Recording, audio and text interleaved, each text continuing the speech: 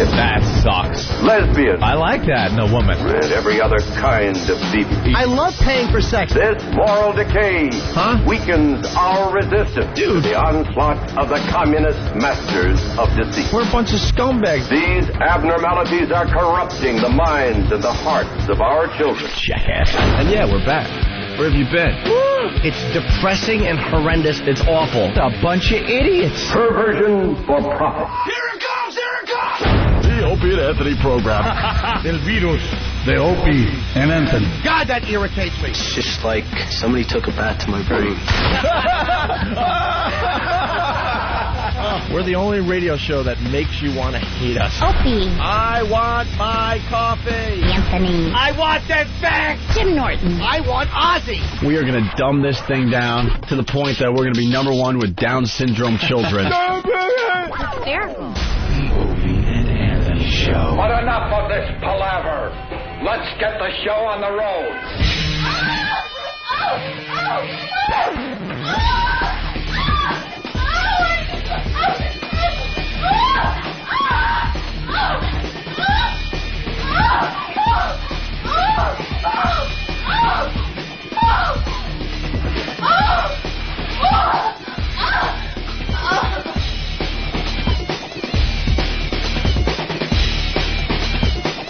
Chester! Here, boy, come on, Chester! Chester! Here, boy, come on, Chester! Chester! Come on, Chester! You beast. You savage. Come on, bark like a dog for me. Bark like a dog. I will teach you the meaning of the word respect. You like Huey Lewis on the news? Don't just stare at it, eat it. Don't fall for that old guy. Okay, terrific. Yeah, okay, terrific. Gentlemen, please rest your sphincters. Gentlemen, please. Good morning. It's the Opie and Anthony program on XM Satellite Radio. Big hi to the brand new listeners. Oh, yeah? Every day you got some of those. You get email from the brand new listeners that are stumbling on the show. Some old fans that finally said, yeah, there's nothing going on in commercial radio. I got to go listen to the boys again. Let me check this out. And then you got like new listeners in the middle of nowhere that have no idea what we're about, but slowly learning. I thought I had on this morning when I was starting my hygiene this morning before I leave, go in the bathroom, turn on the radio, and I thought I had one of the news stations on, either CBS or 1010 Wins here in New York. Yeah, your news station. Yeah, the all news station. Find out what's going on. But I made a mistake. I guess I had a WABC on. So Curtis and Kubi are on. They do the morning show here in New York, one of them. And I didn't hear their show. Again, pure commercials. It was just a commercial fest. They popped in for, I think, like a minute for a quick thing that they do, I guess. Some quick news thing where they just did a couple of news stories, didn't riff on it or anything, just blurted out a couple of stories, and then went, well, we'll be right back. And more commercials. And then I remember reading something that they had some of the highest commercial loads in the city. And I was stunned. I'm sitting there going, I've got to get a friggin' XM radio in the bathroom here. Got them all over the house, but just don't have one in the bathroom because, you're just in there showering or taking a dump or something like that. And usually if I'm taking a dump, I read Popular Science or Popular Mechanics. Very good dump magazine, by the way. So I have regular radio in there, and I realized I barely hear anything but commercials. Whether I tried out the new Jack format, I popped that on when I was in the shower one day, and heard nothing. I did not get to one song. Another time driving in, I figured I'd give Jack a try because I was going through the tunnel during traffic. Nothing. The whole time, from the inside of the tunnel till I popped out the other end during traffic, nothing. I'm thinking they're playing a joke on everybody now and just playing 24 hours of commercials. Unbelievable that these people just cannot see. They got blinders on and can't understand what satellite radio is doing to them. Yeah, but don't you wish we could go back to commercial radio? It's an easy gig now. What a breeze that would be. Oh, my God. After doing 9 months of satellite radio where we do... hour and a half at a clip without taking one break. Now, if we went back to commercial radio, you're trying to tell me we would only have to talk for like 15 minutes at a time? Dude, that 15 would rock! minutes, and then you get 10 minutes of drinking, playing foosball, hanging out. Like the old days. And then you run back in, oh, we got to do 15 more minutes. Right. What a breeze that was. That would be great. Of course it was. You got to admit, that would be great. It would suck for the listeners, but... Man, fuck them. This is a good question, even though they got the person wrong. Tim on Long Island, go ahead. Yo, Anthony, I was wondering if you used your soap from Lush this morning. Tim, you're trying to be a smartass, but if you listen to the show, I didn't join them for the big Lush shopping spree that they all went on. How, boys, how did your Lush soaps turn out? We were in Washington, D.C., and one night I usually like just barricading myself in the hotel room. I always like barricading myself in the hotel room. Let's use the proper word, always. Yeah, getting room service, watching movies. Mm-hmm. But the guys all went out and ended up in a soap store called Lush. And you all picked up your various soaps, scented soaps. I hate my Lush products. Opie, what happened? I love this. It's an update. I don't know. What did we get? That black coal soap thing? Coal face soap, which is good for the face, and then other soaps. What do you sing, Mammy, when you're all lathered up with it? It's like a licorice. It has a licorice scent or something. Yeah, that's good. It's awful. And then I like washing my armpits with Twizzlers. what kind of licorice soap could you? What could that? You never get a you? good lather up. It's like watery, and then like it's supposed to have like sand in it, so you know that sand, watery, no lather. That's not soap. Exfoliates or whatever. There you go. I like an exfoliating soap. But there's only sand on the edge on one side of it, because obviously the sand went down to the bottom as the soap is forming, I guess. Oh, they can't keep it suspended? No, and it stinks. That's awful. My bar lasted like a week. You throw it away? No, it just disintegrated to nothing in a week. Okay, how much was it? I'm trying to remember. It was like $12, $13. $12. One bar of soap, $12, $13, something like that. You know how many bars of Caress I could buy for $12? I don't mind the shower gel though. The mint shower gel. Good stuff. Yeah, it gives you a little tingle in the morning. Like, ooh. You put it on your bag? A little bit. A little bit on the bag for that little tingle in the shower? Just a slight tingle, nothing too crazy. Nothing that's going to make you uncomfortable. Just enough to make you feel alive. Like, whoa, hey, what's that? Oh, hey, a little cool breeze. So I don't mind my mint shower gel crap, but that soap was garbage. I love it.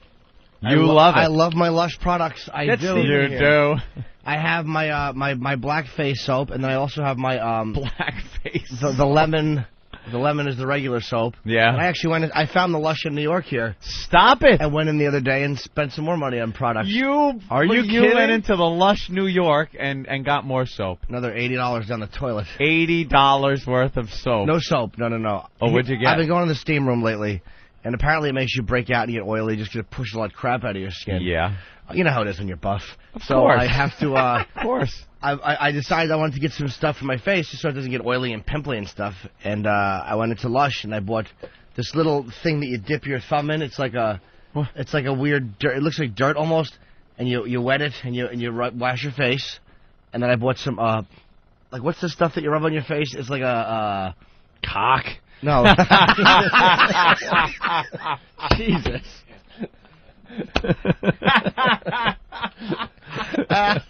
My God, man. God damn, that's a good one. You're going to have to throw the ball a little harder than that. I can get it right. It's like a third grader pitching to me. My God. A little lobbing softball coming at you. I didn't even put my glove up. I just kind of stood there and looked at it. Jesus. Wow. Fucking yogurt on me. I actually, I know when we first went into Lush in Washington, down there in Georgetown, that it was faggoty. But that was just one of those goofy things that we did as a bunch of guys. I'm not going to the Lush store in New York. Well, you did it as a little novelty thing. Jimmy enjoys the product. I made a lifestyle choice. You did. I bought the facial things, those things that you put on it's like the mask? A mask. You put on a mask and sit there for 10 minutes. It's called Cupcake. Is the mask? It smells like cupcake. It's called Cupcake. That's the name. You put it in the refrigerator. You fuck me. I would fuck me. I see him putting his mask on and shoving his friggin' nuts between his legs. Cupcake. I put on my cupcake mask. I do 10 minutes. Believe me, it's brown all over my face. So you're used to it. Yeah. Believe me, the irony did occur to me. And this removes dirt. And then I put a little bit of lotion on after, like a little moisturizer. A little moisturizer. Of course. And it keeps your skin young and supple. Well, I was looking. I had noticed that in my nose pores were just awful. My face was dirty. Yeah, I hadn't had I washed my face, but I hadn't ever had my face cleaned. So when you pull that mask off, do you look at it? No, it doesn't. It doesn't come off like that. You just wash it off. Oh, you wash it off. It's not one of those where it's like. No, I wish it was. What are the Biore strips or whatever they were called? The blackhead yeah, strips. You put them on your nose and peel it off, and it's like stalagmites of friggin' blackheads on it. Oh, do those hurt? I don't know. I never used them. No, you got to leave them on. But you put it on, and then they yank out a bunch of blackheads. And then you yank it off, and it like pulls out anything that's in your pores. It's gotta hurt. No, I don't think it hurts, but I think it would take some getting used to, because I think if you do it the first couple of times, you're really going to get a rash. This is the gayest friggin' discussion we've had. You know. Why? We have to take care of ourselves. We're talking about friggin' beauty tips. It's called being a metrosexual. I guess. Even men these days in the city here are doing things, getting manicures and facials and shaving their arms and. I went for the summer shave down. Did you? Yeah. You shaved your arms? Not bald, just What did you do? Stop it. Look. Why do you shave your arms? Because They're man's arms. No, because it gets really hairy. How hairy do your arms get? And I work out a lot. It gets sweaty and matty, so I just... Holy Jesus. But look, dude, I still have hair. I didn't go bald. How? You just take take the shaver. He does it too. Yeah, man. I know. I do. I'm not throwing you under the bus. He shaves it. Yeah, you have to. I get no, but I'm a gorilla. Your hair is really fine. I'll say fine, wispy even. Ope. No, I just get the shaver, whatever, and knock it down to a 3 or whatever, and just clean it up. That's all. Oh, really? He shaves it with a razor. I do the full razor. You shave your arms with a razor. Thank God, Steve. Yeah. No, look, it's obvious, too, because the rest of me is all freaking gorilla-like. Well, you are a bear. Yeah. Cozy bear. Big, hairy, so I started working. It's cub cuddler. Yeah, it's horribly vain and egocentric. I still have more hair on my arms than, like, Jim Norton Dude, and young Eric here. I feel my arms. I have no... Jimmy doesn't shave his arms or anything. He's just got little wispy hairs. I have hardly any body hair at all. Yeah? No, I don't need to shave. So anyway, Steve also went to the Lush store down there in Georgetown. We haven't gotten his update yet. I still have about half of each bar left. How do you enjoy your soaps? You know what? I got the same sand one, the same sand-filled one. Sandstone. A sandstone. Which one was that? The black one? No, this is the one that kind of looks greenish and yellow with some white chunks, but all the sand is collected at the bottom, and it's supposed to exfoliate. Like Siskel's brain, you just described. Wow. But I guess it's supposed to exfoliate, and you wind up looking like you just... The bathtub looks like you just got done showering off after the beach. Oh, and when you're all done, because, sand? Yeah, all the sand comes off, and you clog the drain with sand. So it's kind of counterproductive in that sense. But you're exfoliating. Yes. Even the bottoms of your feet. Yes. In the shower. Yes, it's with a horribly sand all over the floor. Stupid, vain ritual. It really is. What's your favorite? The pink Rockstar soap is nice. Oh, God. It's got a nice aroma. Did you get any... And I forgot to mention, not to be dishonest, but the pink Rockstar reminded me that when I was there this time, I bought the bath bombs. Oh, you know what? I do want to try a bath. Isn't it like a big Alka-Seltzer, pretty exactly much? Yeah. And I have a nice deep tub. Perfect for a nice... Did you try it? Not yet. No, I want to wait for the perfect time with a little music and candles. No, I'm kidding. Sit on the big disc and let it just bubble up your ass and around your sack. That'll feel good. No, I want to take a nice bubble bath. And what is that supposed to do? It's like an effervescent kind of sparkling... this stuff... Like bathing in Perrier. Yes. This stuff does nothing. Absolutely nothing. Does nothing. All right. You just get a bar of Dove.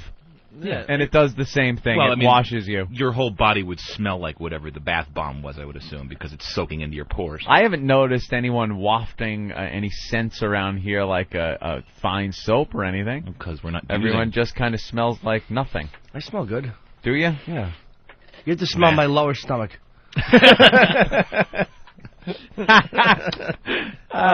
Hey, while Steve's in here, he just handed me a disc of the brand new Foreigner. Yeah. This goes back to a discussion we've had over the years where these bands that we all grew up with, they're going to go on forever.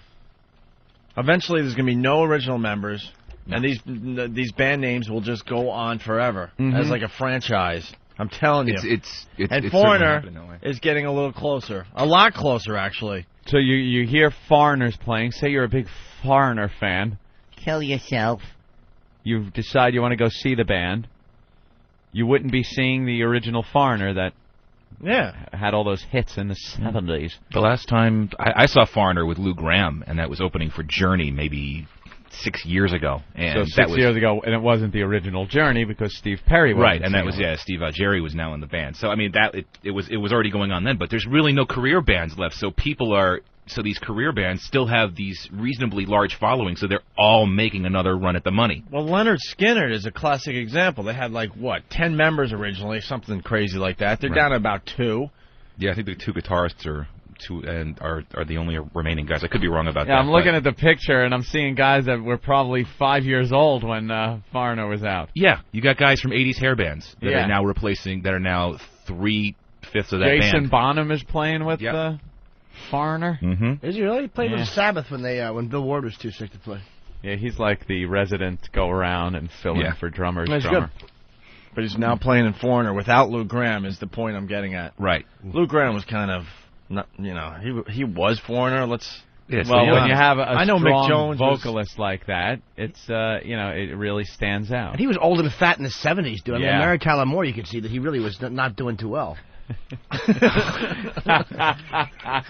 Lou, I know. Lou, how's the brain tumor, Lou?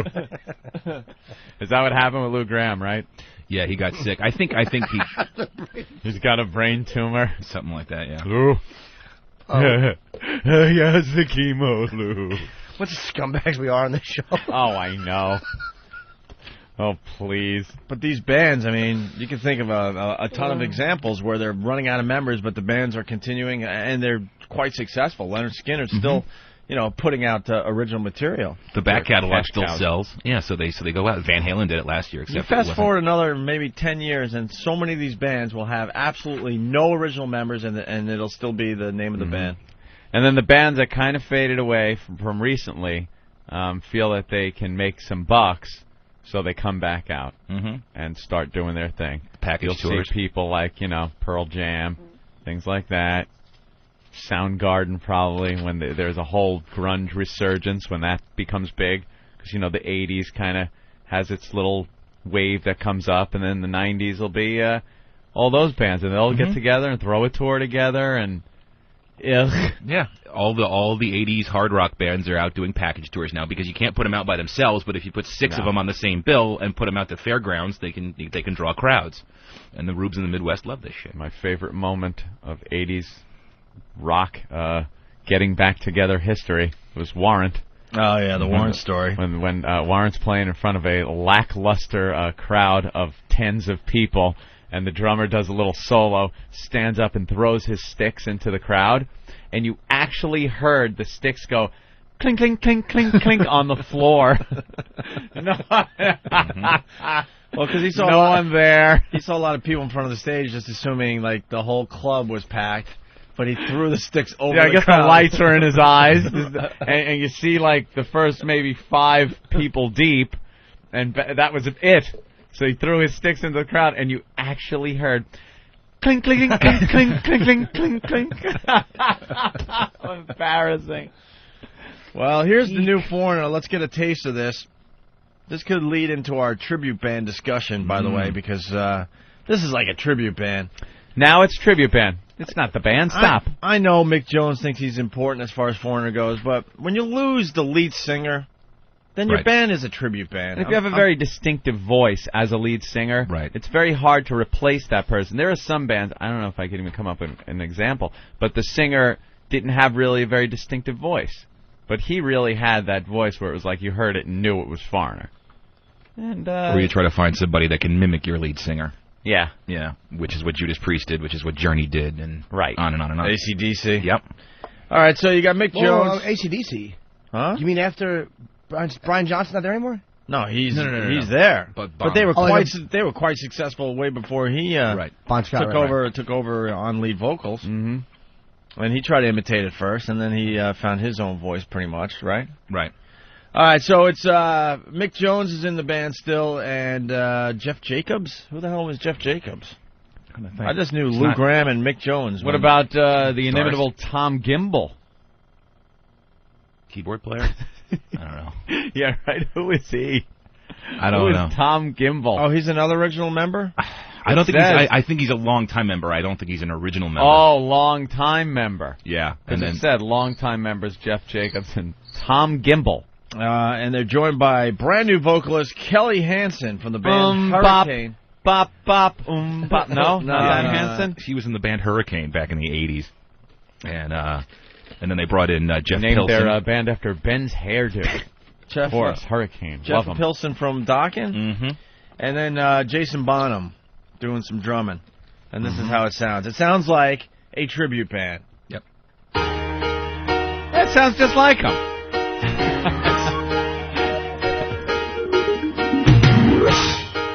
You're as cold as ice.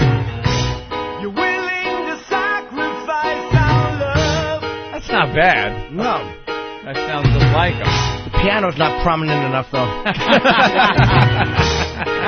You never take advice, but someday you'll pay the price. Wow. I know.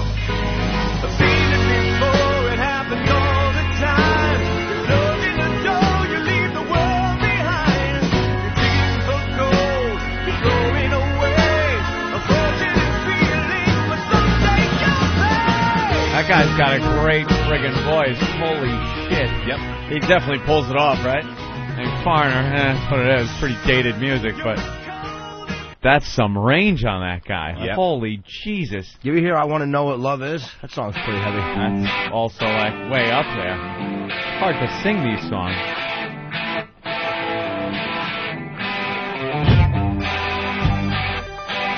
I like when the music is there and it's like, all right, yeah, they sounds exactly like the band.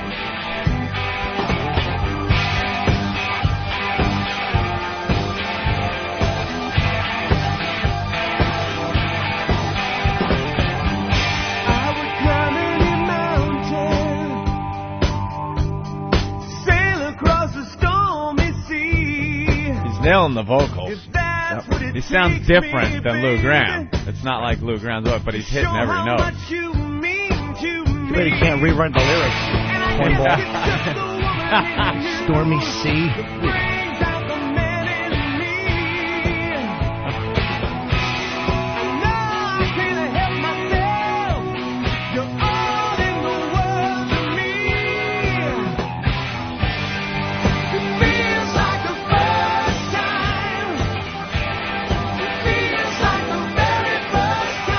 Poor Lou Gramm, laying in his hospital bed with an anvil on his head, just looking, going, oh, they replaced me. Oh, that's horrible. That's gotta suck. Big buoy on top of his head. But you know, when they went to him and said, look, Lou, we'd love to have you, but we gotta move on. We got bills to pay and stuff. You know that Lou probably gave his blessing and then secretly is hoping that they wouldn't find someone that was that good. Yeah.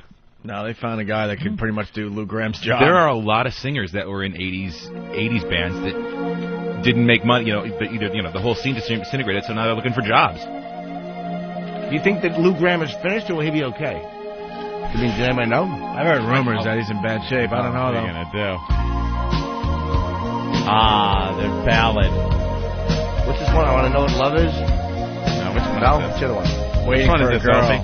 How many thousand times did you play this on VAB? Foreigner, waiting for a girl like you. On the home of rock and roll.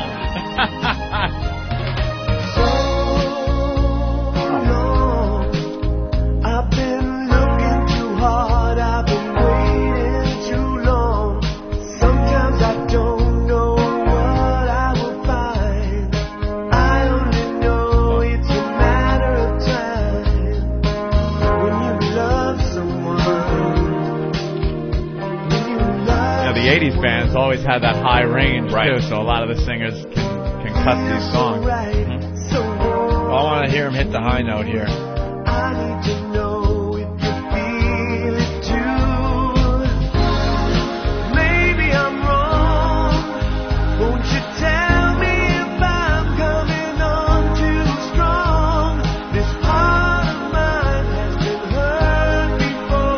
The chorus. Everybody! Oh, shit. Bye-bye, Lou Graham. That's amazing. Very good. The music sucks ass, but fuck, you can sing. How do you hit those notes? And he's not even straining. Nope. That's not struggling at all. Wow. Something. There's an example. Oh, poor Lou Graham. Yeah. They don't need Lou anymore. Then Mick will retire, and then this will be another band that has no original members that continues with the name Foreigner. But why are they remaking the same stuff? I mean, it sounds great, but why not just... There's a market out there. Yeah. People don't want to hear new Foreigner music. Right. They want to hear the old shit, so they pack these places with a bunch of people that are trying to recapture a little night of their youth. No, I understand, certainly. But why not just put out a little bit of new... Why are you putting they out will. a studio CD they with will. the guys singing old stuff? They will, but right now that's marketable all over the world. They can make a ton of money, then do a new album, which no one will buy, but they can still tour behind it. Here's what I'm saying. When Ozzy left Sabbath, Dio comes in, does new stuff, but when he sang live, he would do all War Pigs, he'd do it his own way, and he actually did a good job with it, but it was totally different. He wasn't trying to do an impression and say, why is this guy just re-singing old songs instead of just... You understand what I mean? I don't understand why I just go out and tour. Why remake the same stuff? I think enough time's gone by, too, where how much time went by between the time Ozzy left and Dio came in? A year. A year? See, that's nothing. You can continue it like it's the band that's still putting out new music. This is Foreigner. It's like so many years have gone by. Right. People don't care. They're irrelevant as a new band, you know? Sabbath was still relevant as a band. But I want to know what love is, man. I hear that song, I'm like, listen to the words. I want to know what my diagnosis is. They're not bathing with Lush soap, though. Jesus. No, they're not. Every time they take them. a bath, most of their hair falls out. Old gurney body. Jesus. Bruce in New York, what's up? Yeah, I just can't feel the music. It needs a lot more cowbell. Needs more cowbell. More cowbell. Yeah. Oh, sorry. Jeremy, what's up? Hey, Opie, Anthony. Hey, Cricket Dick. Hey, listen, you guys are talking about replacement singers, tribute bands, and all this. I went and saw Styx about 3 or 4 years ago. All the original members except DeYoung, Ronnie DeYoung, the guy that was the original lead singer. Dennis DeYoung. What's that? It's Dennis DeYoung, sir, not Ronnie DeYoung. That's right. Sorry. There's Ronnie DeMeo, who was the killer in the Amityville Horror, and there's Dennis DeYoung. That's right. Anyway, turns out Ronnie James DeYoung. The singer is out doing a lounge act. He's like doing the whole Wayne Newton thing, singing to roomfuls of 40 and 50-year-old some odd ladies. Yeah. That's his legacy. That's what he ended up doing. Guys gotta eat. I like Mr. Roboto. I actually like Styx. I don't hate to admit that. I do. Mr. Roboto. You don't like that? Of all the songs you could possibly like. I don't necessarily like the chorus, but I like the regular. Except when they go, I've got a secret. I don't care for that part. Do you really? I wonder what it is. Ed in Texas. What's up, Ed? Oh, not much, guys. I was just going to let Jimmy know he'll know what love is if he gets one of those bath bombs, lifts his ball sack, places it down over there, and lets that thing tickle his balls to delight. He'll be traipsing down the streets of New York with his little bag of bag bombs. I would think you'd be tempted All to right. do that. Put that big Alka-Seltzer in that bathtub and just let it tickle your sack. No, I'm not into any foreign things on my ball bag or my mule. It does nothing Not for me. on it, just the bubbles in the water. Nah, I'll let it bubble up a little bit. I'll let it kind of just wash my whole body in that sensation. Ooh, it's gonna stink. Oh, nice. I know, I'll probably And it's hate gonna it. mess up your tub and all that bullshit. I'm thinking you're in there and the bubbles are coming up and they're releasing gases and you're breathing it in. It's like you're not getting as much oxygen as you probably should. What do you think happens when you're laying under a girl? Yeah. Yeah, please. If I can live with that, a little bath bomb isn't going to kill. Forgetting who I'm talking to. Yeah. It's all relative, Ed. Sean in Jersey. What's up, Sean? Hey, Owen. Hey, little Jimmy. Hi, fella. A few years ago, I went to go see Skid Row over at PNC. Yeah. And it was Skid Row, Poison, and Vince Neil. Poison was great, but Skid Row didn't even have Sebastian Bach. It was all the original members and this new guy who was horrible. I don't even know why they did that. Yeah, that's a tough singer to replace, obviously. Well, Sebastian has a huge range, and it's difficult to find a guy. The guy they got sort of sounds like him, but that was more of an attitude thing. They just couldn't deal with Bach's ego anymore. So, All I right. couldn't even hit the notes Bach hit. Well, Not many people could. We should talk about tribute bands. I love Anthony's brother's Journey tribute band. Phenomenal.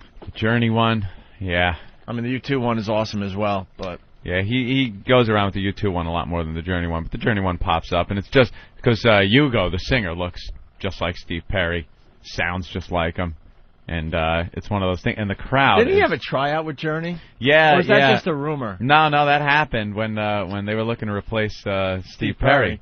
When he left, they went to Hugo and wanted him to sing for Journey because he looks like the guy, it sounds like the guy. Wasn't that what killed it, though? The resemblance was too creepy? Yeah, it was a little too much, and Hugo had something going that he kind of wanted to pursue, but, it just he looked too much like the guy. So he could have been in Journey, kind of turns it down because he had other things going on, and now he sings in a Journey tribute band on the side. Exactly. When he feels like it. Yeah. That's pretty amazing. Isn't that a little much?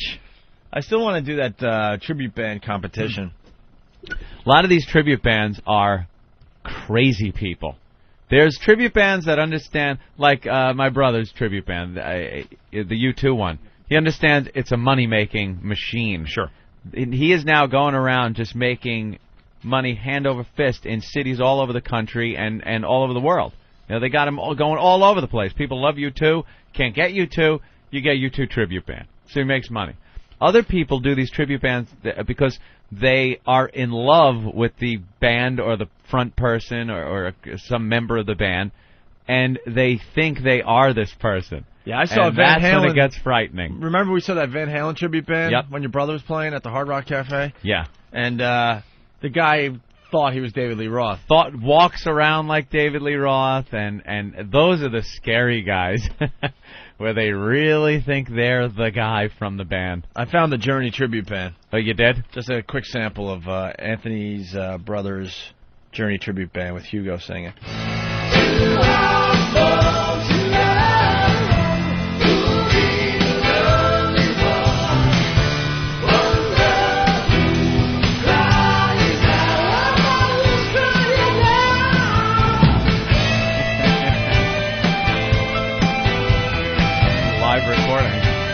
That sounds like live Journey. Yeah.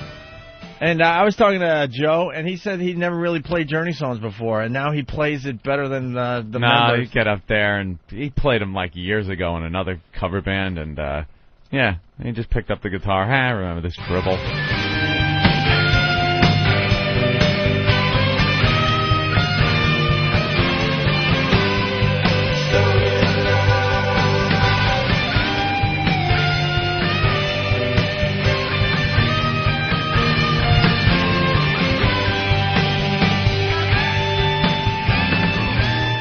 More guitar, more solo ending thing. Yeah, let's.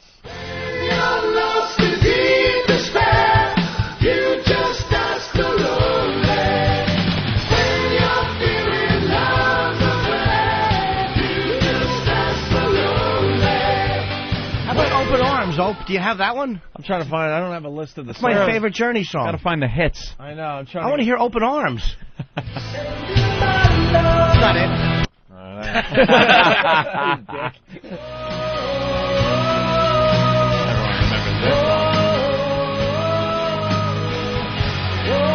Get your lighters out, people.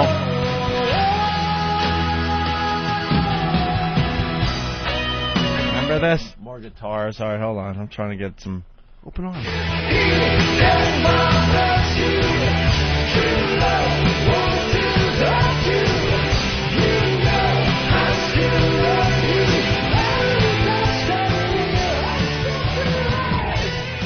Isn't that insane? Remember that? They have a lot of good tunes, Journey. As much as I never liked them growing up. Like every time you hear, like I recently loaded my best of Journey on an iPod. I'm like, shit, These were all a lot of good songs by one band. They had a lot of hits back then in the 80s, didn't they? Yeah, but that's why they can still tour. They have so many recognizable songs. I know, and there's no need to humiliate me. I'm not humiliating. I really wasn't. All right, It really fell apart when Randy Jackson joined the band. Yeah, he did. Yeah, back in 80. Randy early 80s. Jackson was in the band from American Idol. What did he play? Looks like a fat Bass. bassist. Of course. How did I know that? Bass player, but it wasn't fat. No. He was really skinny, and he had one of those flat top, black guy hairdos, and wore a lot of wacky 80s clothes. All right, let's. Pretty embarrassing. That qualifies him to be a judge in the biggest show on Of course. television. Hey, who's this? Mike. Hey, Mike, what do you have for the show? I just wanted to let you know, if you look up on IMDb, there's a documentary called Tribute, and it's about this whole music subculture of these bands that go on stage, like Kiss tribute bands and Queen tribute bands that recreate the entire show. And the subculture includes guys in these bands who start to take themselves way too seriously, like they're the actual members of the bands. And there's actual fans now that are not fans of the original bands, but are fans of these tribute bands that go insane. It revolves around this guy called Superfan, who follows this Queen tribute band. And his entire life revolves around going to these different Queen shows, Queen tribute shows. It's really nuts. It's not like the Anthony's brother, who's doing successful gigs, doing more stuff than you two. It's about guys who are playing these, secondary, tertiary level clubs, and they're just trying to make it, and they're not, and it's really sad. I'm gonna have to check that out. Tribute? Yeah, it's right up on IMDb. All right, I gotta check out that movie as well. Well, it's tough to make it as a tribute band. You can only do so much. Anywhere. I got a copy of it, and I don't know if you guys remember old Long Island bands like Sticky Fingers and Crystal Ship back then. They were huge. I was going to say, I don't know if it was Crystal Ship, but I saw a Doors tribute band where... With Bo Holtz. Was that Remember him? He was a big, fat Jim Morrison. Was that the guy was this big, fat guy named Bo Holtz. But they did an unbelievable job, and if it was the band I'm thinking of, they would carry the lead singer in from the back of the club on a door. That was like it. the rest of the band would start whatever, some long Doors song with a long intro, and then you're like, where's the lead singer? And all of a sudden there's a commotion in the back of the club. They're carrying him in on an actual door. On a door, man. And they dump him on stage. He kind of falls like he's completely hammered and gets up and starts singing. There's also Yasgur's Farm, and these guys they used to play the Capitol Theater and sell it out. 3,000 theaters these guys would sell out. That's not what this movie's about. This movie's about these guys that are at the end of the rope, guys who were real musicians. And again, a lot of times these guys, original music, they can't make it. Tribute bands, there's a lot of money. Your brother's band, Anthony, there's a lot of money in current bands like U2 and stuff like that. But some of these guys are rehashing stuff from 20, 30 years ago, and it's just really pathetic. I like the Neil Diamond tribute guy. You ever see these guys? And they dress like him and come out on stage and perform Neil Diamond songs, and there's just old people in the audience like they're seeing Neil Diamond. Let's go to George. Hey, George. Hey, guys. Good morning. Morning. Hey, Anthony, I'm watching a show, I think on like the Learning Channel, American Casino, and they got this U2 cover band. Was it your brother's band? I don't know. I don't think so. They sold tickets to this thing. There were like 1,000 people. It was insane how the guy looked exactly like Bono. And it reminded me of that movie Rockstar with Wahlberg. You remember that movie? Yeah. The guy who replaces the lead singer sounds exactly like him.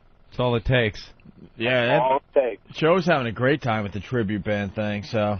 At what point do the regular acts step in and try to collect royalties from these bands that are going around making millions off of material? Well, they're not making theirs? millions. I've never heard of it.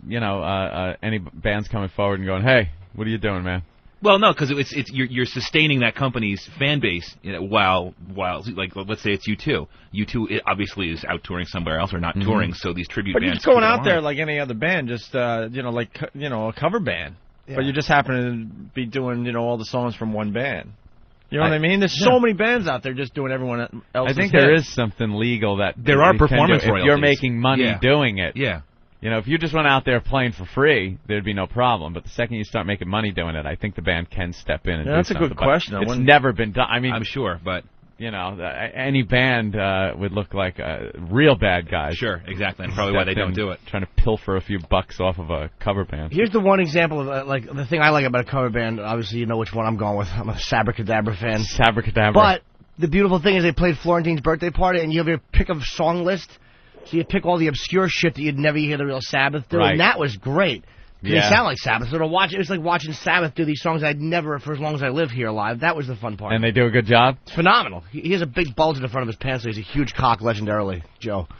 But aside from that, it is... Wait, you know the members of Sabbath the and tribute band? I know Joe, and I talked to one of the other guys through email and stuff. They're really cool guys. But they played Florentine's birthday party. Jim's good friends with them. All right, let's say hi to Anthony. Anthony! Yo, what's up, OA, AIDS, fuckface, scumbag? Why do you have to talk like that? How you guys doing? All right, Anthony. There's two bands on Long Island, Theater of Pain, the Motley Crue, and the Appetite for Destruction. That's the Guns N' Roses. Okay. Axl Rose from Appetite for Destruction is Tommy Lee in Theater of Pain. So these guys just like trade each other off. Theater of Pain sucks, but on Appetite for Destruction, the guy comes out in all like the tuxedo outfits, plays the piano, more or less tries to be Axl Rose. His wig is falling off. Does he sound like Axl? Sometimes, like the Mr. Brownstone type sound. He's got that, but then when he hits the high notes, he's kind of failing. But the show is good, Axl, you got to give him credit, has one of the best rock voices ever. I mean, he's just phenomenal and original, and I imagine this got to be a really tough one to imitate. Well, we got a whole bin here of tribute bands. Uh-oh. People all have right, been guys, I'll catch you later. All right, bye, Angel. People have been sending in their tribute bands for months now. Oh boy. Like we got a couple of Leonard Skinner tribute bands. Ooh. Do we know what songs are on here? It's just a CD with. I would assume they would have to put their hits on there. Yeah. Well, the big Leonard Skinner, hits. probably Sweet Home Alabama. Right. Just me talking. Who knows? Let's. What's the name of this one? Street Survivors, of course. Street Survivors. Street Survivors, the Leonard Skinner tribute band. Don't want to confuse anybody with the name. You got to really put it in their face that, hey, we do this kind of music. What is Street Survivors? I'm not a big Skinner fanatic. An album. Oh, it's okay. And their business card says Street Survivors, Yankees by birth, rebels by choice. Ooh. Ugh. Oh. Maybe this is a DVD because it's not queuing up. The name of their band should be Decided to Stay in the Terminal. Hawk, why isn't that queuing up? Get to work on that. Come on now. All right. Oh, God. Oh, that's a DVD. All right. A DVD? Yeah, if you're going to send in your tribute band stuff, help us out. Just mark it.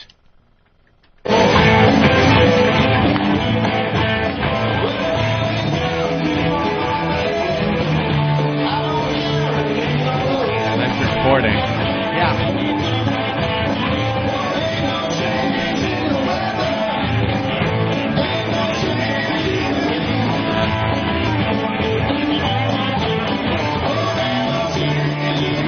Doesn't sound like a tribute band. Sounds like just any band doing this cover song. Yeah. I don't think they worked very hard. Rerun did a better job recording the Doobie Brothers. The little tape recorder under his jacket. Why the hell would he want a bootleg copy of the Doobie Brothers? Just the way this fatso is jumping around that big heavy recorder and the whole band stops. and it's the guy who plays Sweet Daddy in Good Times. I'm going to jail for a fat kid eating popcorn. Thought you were our friend, Rerun. What a great copy they would have gotten. Let's say hi to Jim. Jim, what's up? Hey, what's happening on, eh? Well, here, Hello. Give me another one, please. Something that might... Jim, you're on the Opie and Anthony show. Hi, Jim. Hi, can you hear me? Yes. Go ahead, Jim.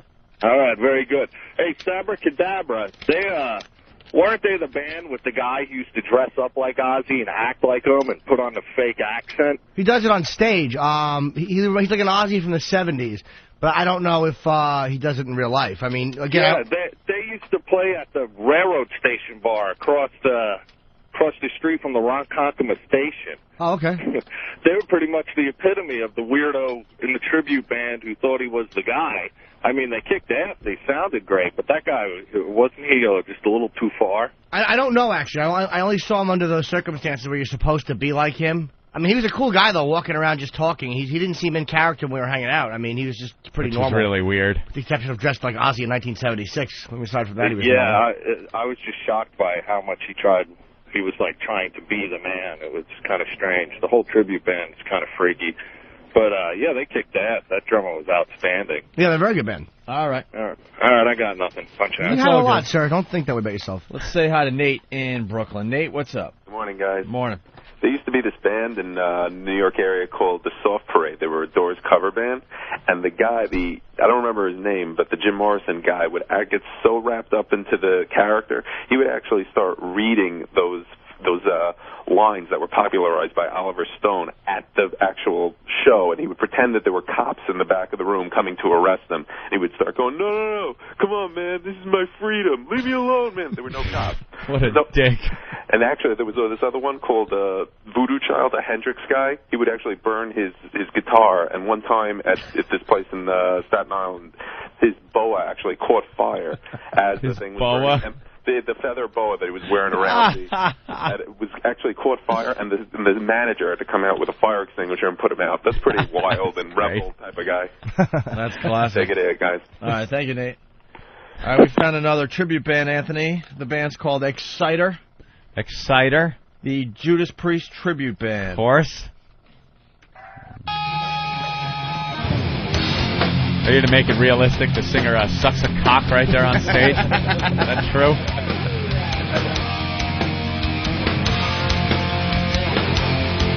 All right. It's your turn to sing with me. I know you know this one. Uh-oh. Oh, boy. Uh-oh. One life, I'm gonna live it up. Awful.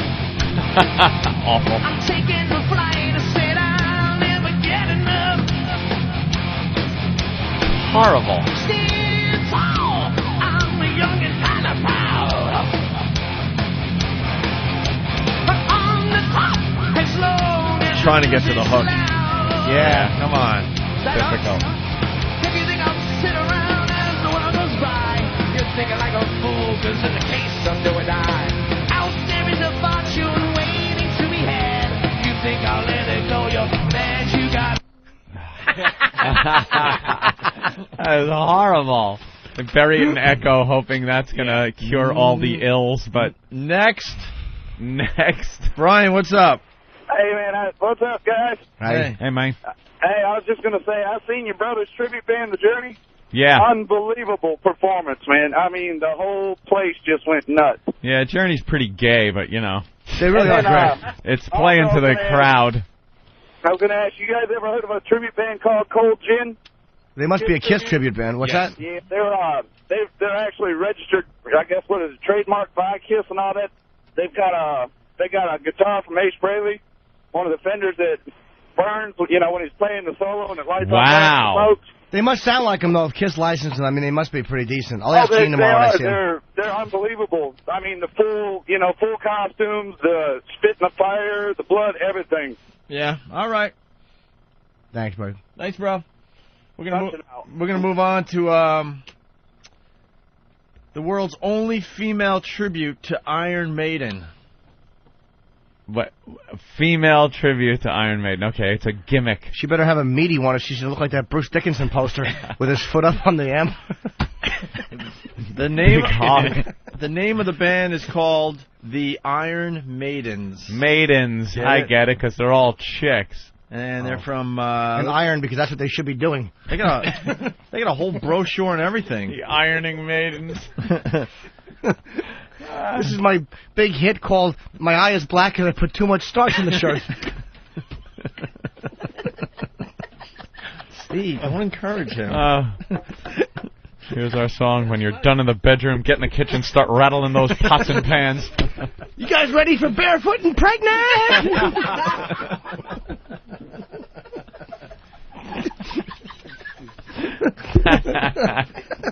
Oh, that's funny.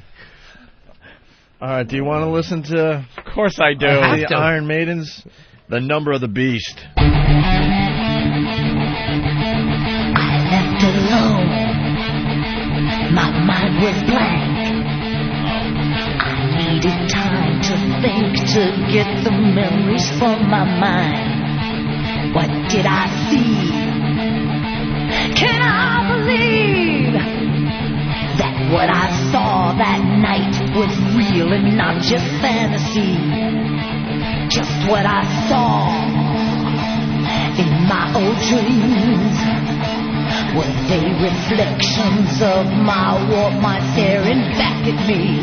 Bunch of pigs. 'Cause in my dreams, Not bad, though. it's always there. All right, I stand corrected. Leave a face that twists my mind and brings me to despair.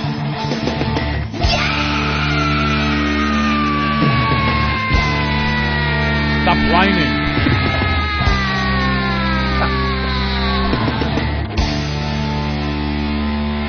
Night was black, was no I wouldn't be able to take holding back. 30 seconds of that. You don't like? Oh. I started to at first, but then she started to sing. It's like, nah, it's just again, it's just a gimmick. She doesn't sound like him. No. The Iron Maidens. Oof. All right. All these females singing men's songs. We do have Sabracadabra. You got some Sabracadabra? Yeah, we'll play a hit, though. We need a hit. Yeah, of course. Of course we do. Let's say hi to John in Jersey. John, what's up?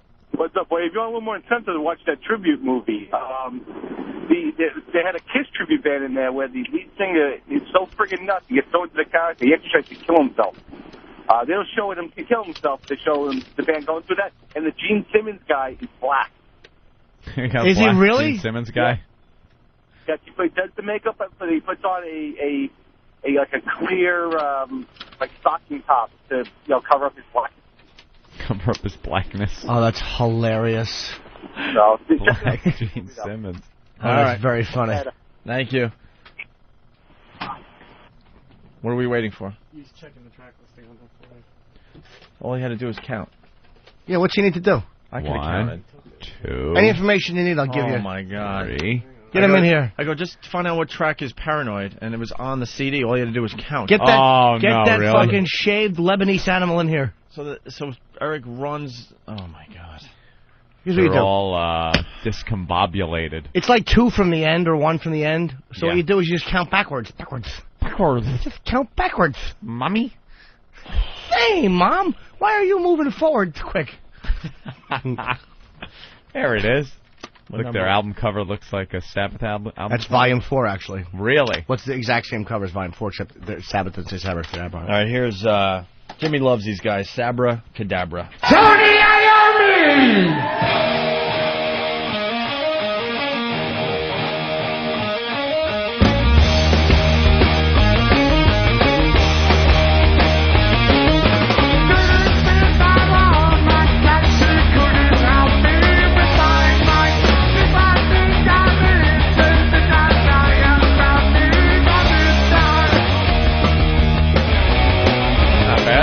Sounds like Ozzy from early 70s, 73, 72. That's Ozzy. Very early 70s.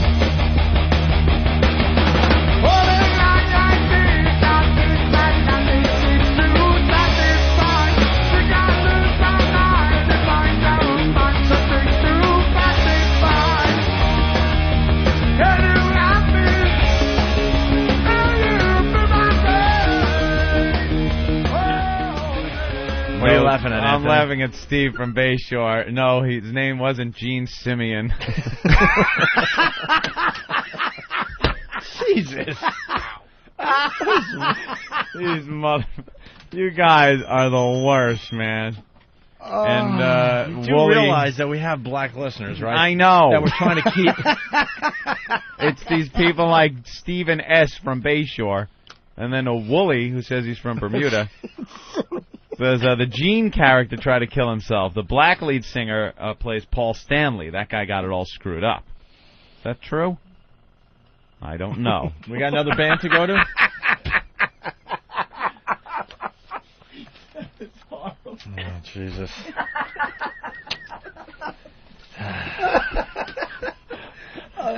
How did no one in this room think of that one? Oh, I was running horribly through things, and too. I couldn't racist even and come close to awful. God. All right, we got a Pearl Jam tribute band from New Jersey. Oh, what are these guys called? No Code Jam. Or No Code. Can we move on? I'm trying to keep the black listeners. We're trying. They're giving up on us, though. I'm reading the email. No. These guys are like, look, man, we like you guys too, but you make it really tough on a daily basis. All right, do you want to hear Black Daughter, Even Flow? I want to hear Even Flow. That's a big hit. Even Flow? Yeah. This is No Code, the Pearl Jam tribute band. Jim's still dying. My stomach.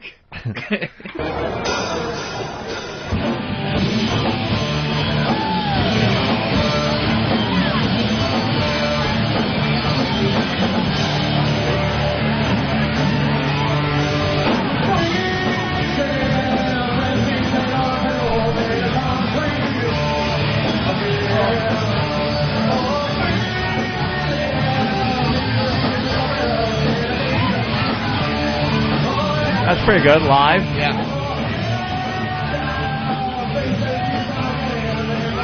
A little fast, but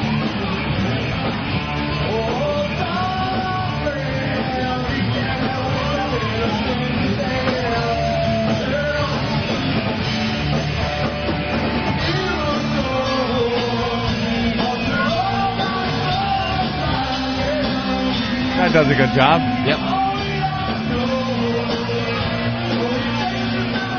Not bad at all. No Code from New Jersey. We'll put him in the bin with Sabracadabra. Put him in the good bin. Yeah, we got 2 good ones so far. Eventually we'll have some kind of contest. Here's Daughter by No Code. A little taste.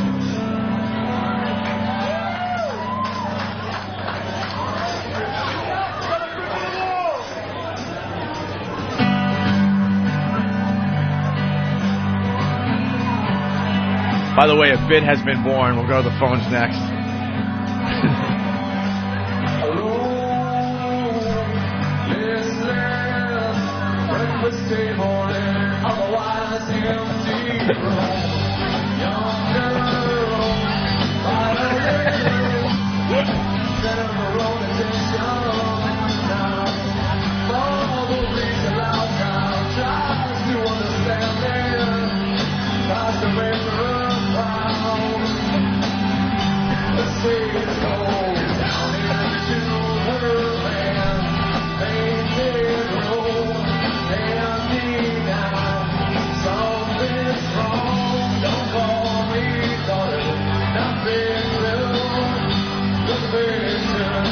That doesn't get any better.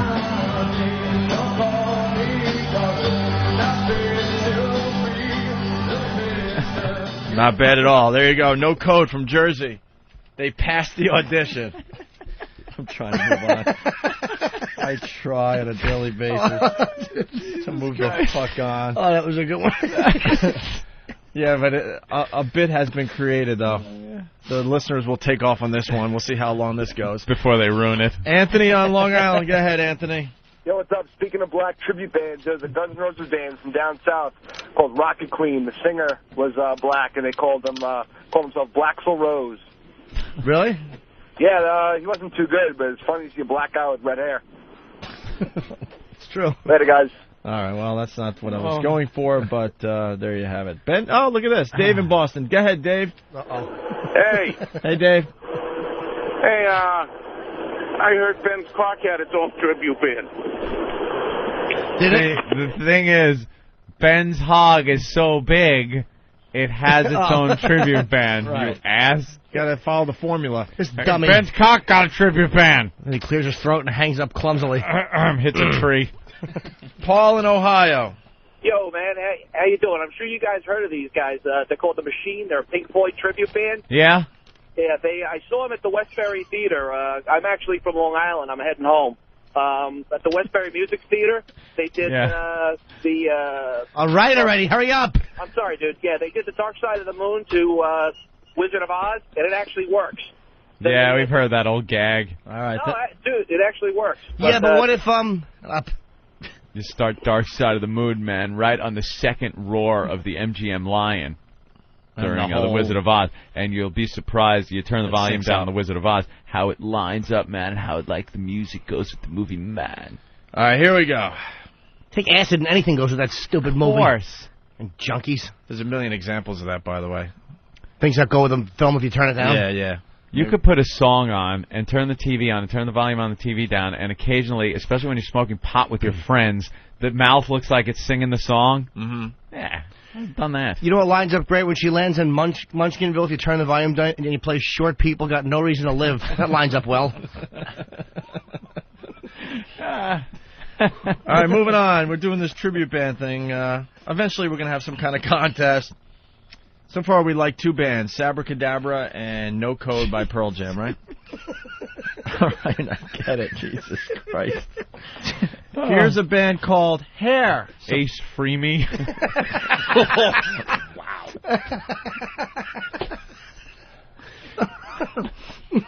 All right. Here's a band called Hair Supply. Hair Supply? Hair Supply. What do they do? The greatest heavy metal air supply tribute band in the tri-state Heavy area. metal air supply. See, this isn't tribute. This is a joke. And that's also the company that Lou Graham has been calling.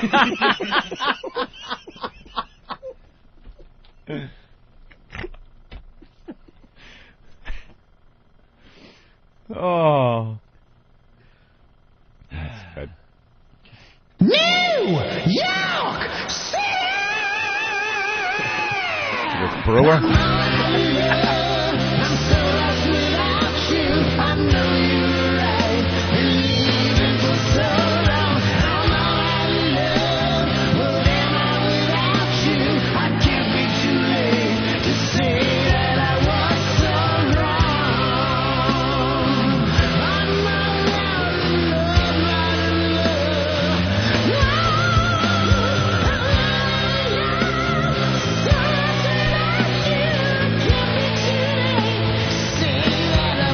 Oh, this is awful. All right, well, there you go. There's, why? What are you guys laughing at? I can't even read it.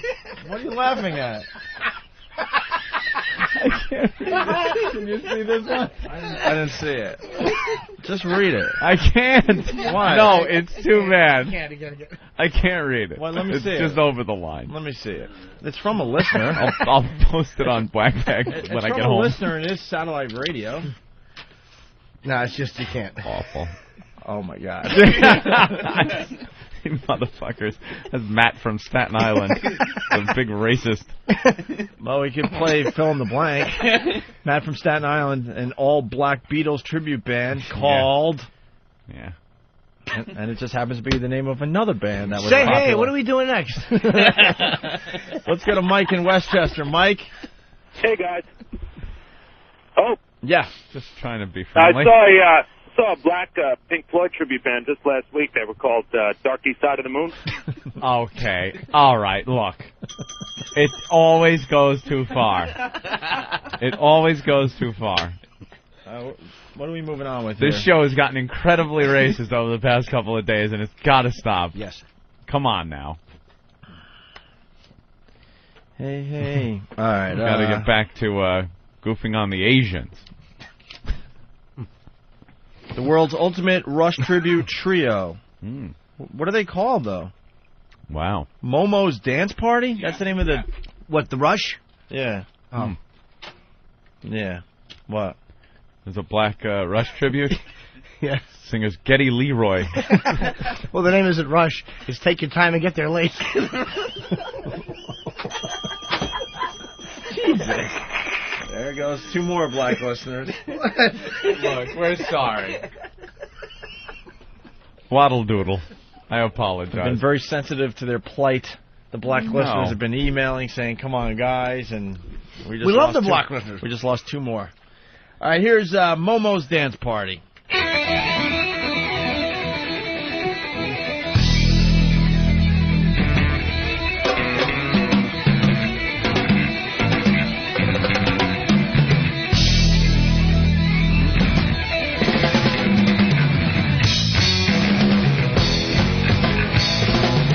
Left a few notes out there. Yeah, left a few notes out.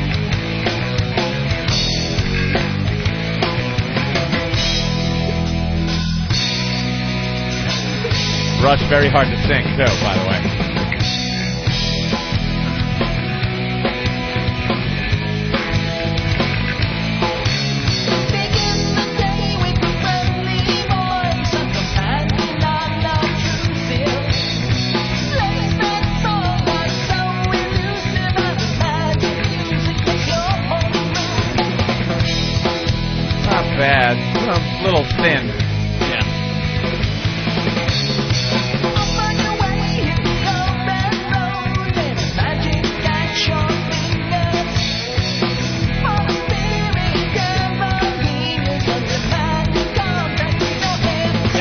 tough one. Yeah, he's got the notes, but he doesn't have, it's a little too nasal, and he doesn't have the power that Geddy does hit the notes with. But He's not pushing the wind. yeah. Not bad, though.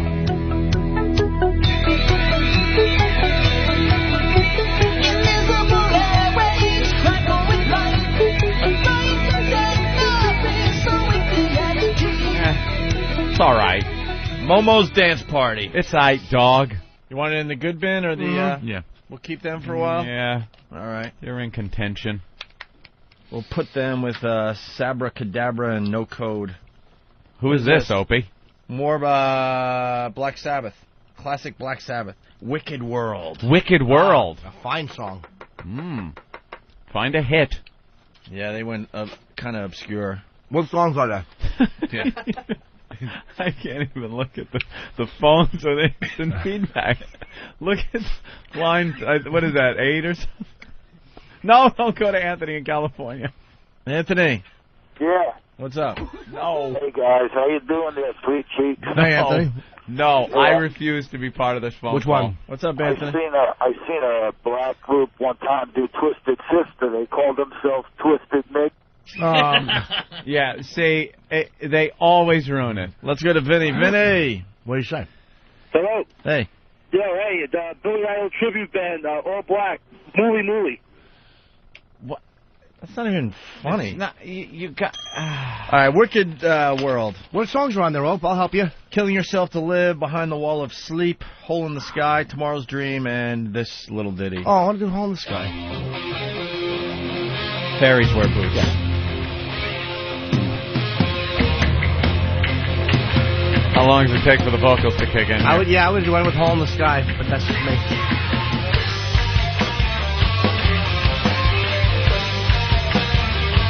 I want as many people to play along, though. A lot of people don't know Hole in the Sky. I know, it's just a long intro for this one.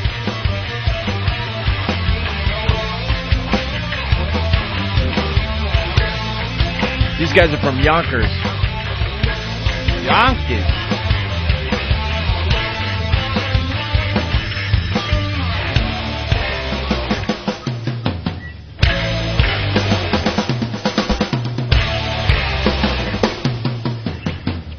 Pretty good, right? Yeah.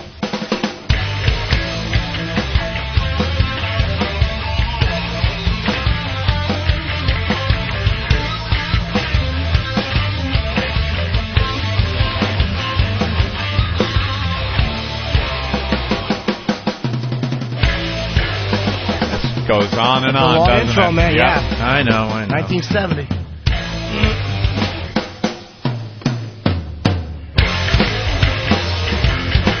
Here we go.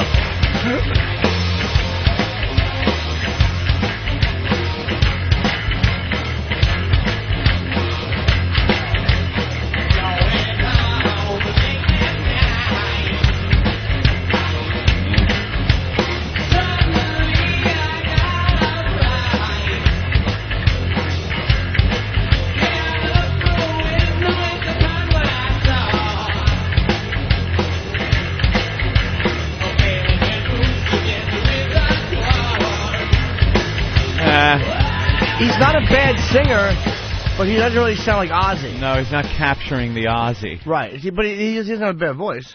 Yeah. Yay or nay? I'm in the fence on that one. I'd have to put it in the nay if I had to choose one, but they don't suck.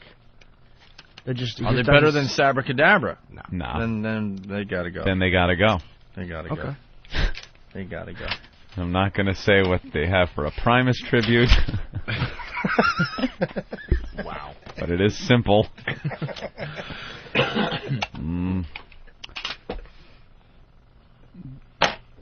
can only imagine who the lead singer of the Spanish Rolling Stones is. Jesus. Ah, you people. My God. Is there a song list on this one? No? No, they didn't say anything. Oh, boy. Okay, we got a Van Halen tribute band. The Mighty Van Halen tribute. Unchained. Another band from Jersey, Anthony.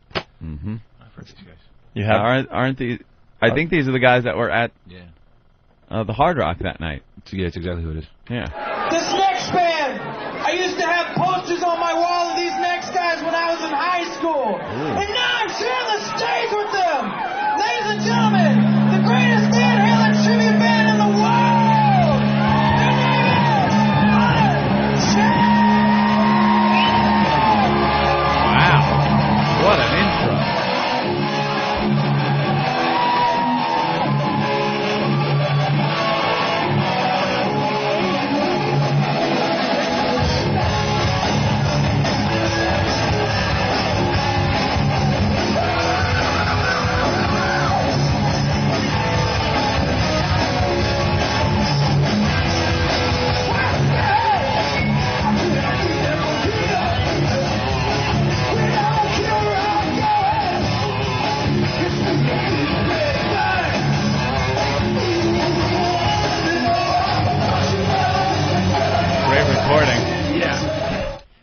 showcase your ability as a tribute Wow. band. Why would you send in a live recording where the vocals are so buried? Yeah, wouldn't you in wouldn't room you noise? get a good studio recording of yourself? That's got to go in the Nay thing, but can they send us another one? Maybe they're better than that, because that's horrendously recorded. Yeah, you could kind of tell it's probably good. Send us another Probably one. does a good job. Jammer, what's up? Hey, Hope Vamp, Hey. Big Lip Lover. Hi, fella. You guys hear the Steve Miller tribute band, the old black one? Huh? Jungle Lovers. What? All right, listeners, you've done wrecked it. enough damage. You don't have to be vicious. You can be clever. Ian from Philly, did you guys see the all-Asian tribute band for Pink Floyd? Blank Floyd. Jesus. Oh no. Chief from New York has a soft cell tribute. Sickles. Steve. Jesus. It's just awful. You guys are horrid. There's no reason for this. I think people are all like pissed off from yesterday, from watching that fire extinguisher hit the guy in the face at the convenience store, and now they're trying to get back. And No, they're just dicks. are they? They're just please. being dicks. Oh, what's this? ACDC, right? Obviously. Overdose. The Bon Scott tribute.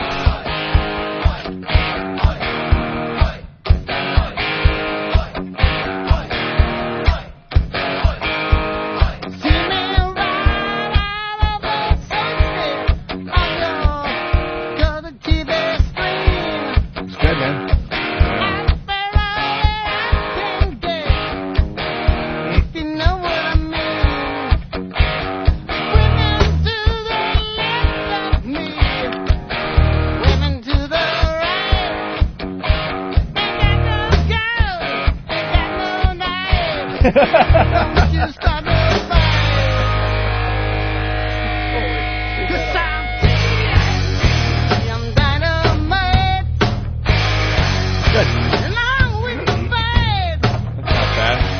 Not bad, huh? Yeah. All right, we'll put these guys in that other pile. Very good. Are you laughing at Randall from Austin, Texas? Oh, I haven't seen that one yet. I'm looking at Rob from West Palm Beach. One black tribute band you'll never see is a tribute to the police. I like this guy with an all Hasidic band doing the Moody Jews. See, that's the bit. You gotta roll it around a little bit. Absolutely. Oh yeah, let me sort through all the different nationalities that are coming in. Rich in New York. Go ahead, Rich. Hey, what's going on, fellas? Hey. Nickelback has an all-black tribute band. All right. I'm sure they do. I'm sure they do. Thank you. I'm sure they're wonderful. Nickelback. Carmine from Staten Island. Yeah, I want to make a correction. I saw that black Pink Floyd band. They were actually called, if I remember correctly, was The Dark Side of the Coon. Oh, God. You know, Enough. Enough of the black tribute band bit. They're only following your leads. They're not following our leads. They're following I you read and one. you. I read one off of instant feedback, and now it always, again, they take it much too far. Brad in Cleveland. Oh, God. Hey, buddies. Hey, we have the world's first Men at Work tribute band here. They happen to be black, called Men That Don't Work. All right. See, now he's rehashing old bits. No, Mr. Monster Rain Hughes from Whackbag, there's no way in hell that will ever be read. It's probably the most offensive one I've ever seen. What's the name of the band, or what band are they paying tribute to? It's a Nirvana tribute band, and it's the worst. No. Look at this one, Jimmy. See, it's gone way too far. The hate that comes out of some of you people. Not even clever or funny in a horrific way. Oh, my God. Huh? Nothing. Oh, you read that one? Yeah. Yeah.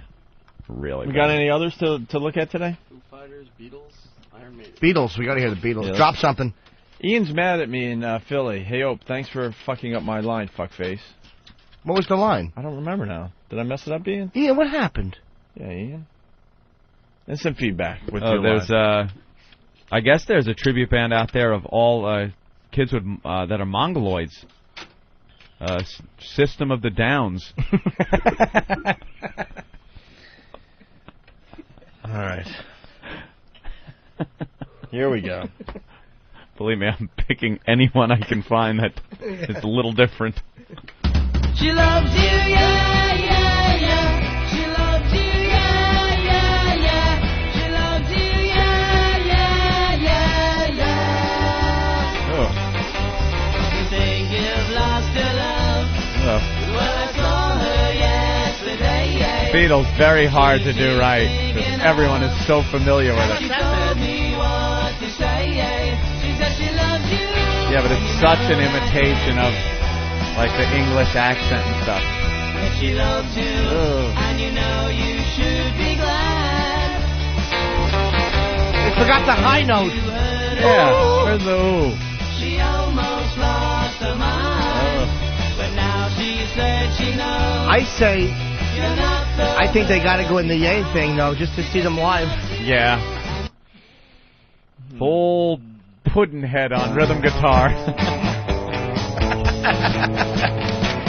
Copies of Catcher in the Rye will be handed out at the door. Shake it up, baby, now. Shake it up, baby. Twist and shout. Twist and shout.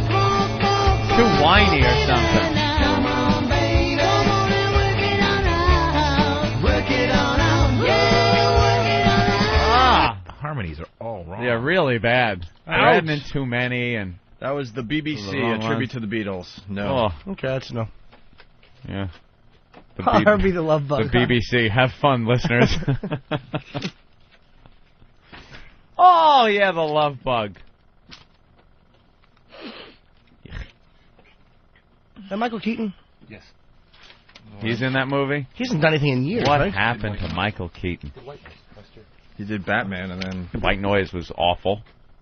What did he do since his last good movie? Jack Mr. Mom? Frost. Pacific Heights. Yeah, that was a good movie. When did he... This is Sanctuary. Iron Maiden, of course. Tribute band.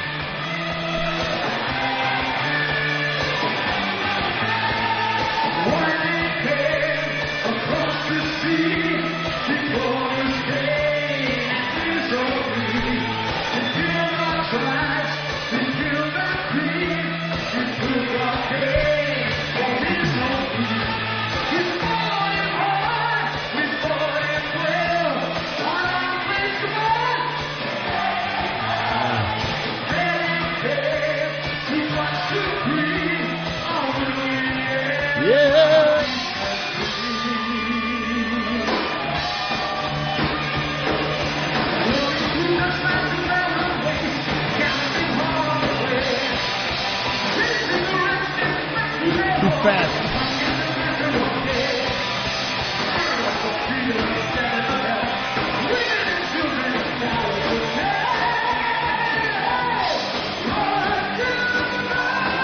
That sounds pretty good. Yeah. Yeah, it's not a lousy recording. All right, Yeah. well, there you have it. Build-up was a little slow, but that was pretty good. That's Sanctuary. Vocals were there, but it's Yeah. a lousy recording. Yes. Another lousy recording. Yeah. Okay. Let's say hi to Peggy in Illinois. Peggy, what's up? Hey. Hey. I was just calling to tell Jim that girls can sing guy songs. I sing in a band, and we do a bunch of covers. I'm not in a tribute band, just a cover band. But we do a bunch of male lead songs. And No, I'm sure you can. I just was that particular band. What do you sing? just lots of current shit. We do, like, the Foo Fighters, Audio Slave. I don't like chicks singing guy songs, though. What's that? I don't like chicks singing guy songs. Why not? Yeah, what are the bands you do besides the Foo Fighters? Green Day, Blink-182, Audio Slave, anything like that's real current, like The Killers and Franz Ferdinand and all the shit that you're hearing on the radio and stuff, because we just have to keep up with the kind of current college stuff, but stuff right. like that. But, you know, I know we run into a lot of guys that, like, when they first start out, they kind of have a negative image, but once they hear it, they're always like, all right, that was cool, because I think there's just an image that girls can't do it, but we can. All right, Peggy. All right. Can you guys, belt out a song real quick? awesome. Wait, Peggy, Need more girls calling. Shut up. Can you sing a cappella? Oh, yeah, I'm pretty trained. Well, sing something. Yeah, sing something. Oh, come on. Seriously, why not? It never sounds good over the phone. Sure it will. Yeah, if these tribute bands, we can still tell who's good on lousy recordings. We'll at least be able to tell if you can sing. It always sounds Come like on, shit, let's go, so- Peggy. Don't be shy. Do it. No one knows who you are. Just do it. Everybody knows who I am because I'm famous in Illinois. All right, No, well. I'm just kidding. You guys need more female listeners. No, we don't. Bye. She Don't want to play along. You're babbling and not going to play along. We don't need more of you. Yeah, we would have plugged her and everything. Go ahead, Ben. You guys ever seen the Dan Band? No. Dan Band, it's the band that's in Old School that's singing Bonnie Tyler. They do all women's songs, and they're guys, and they do like Madonna and all that. It's pretty fun. That's hysterical. They sound like them at all? Yeah, they're really good. They're really big in L.A., and then they come to New York a couple times a year. But that's the band. We have them here?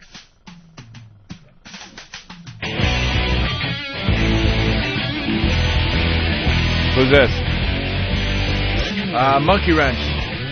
Foo Fighters, tribute band. Where's My Hero? It says in My Hero. No. It's mislabeled probably. Let's see if it's this track. Play a hit. How about Total Eclipse of the Heart?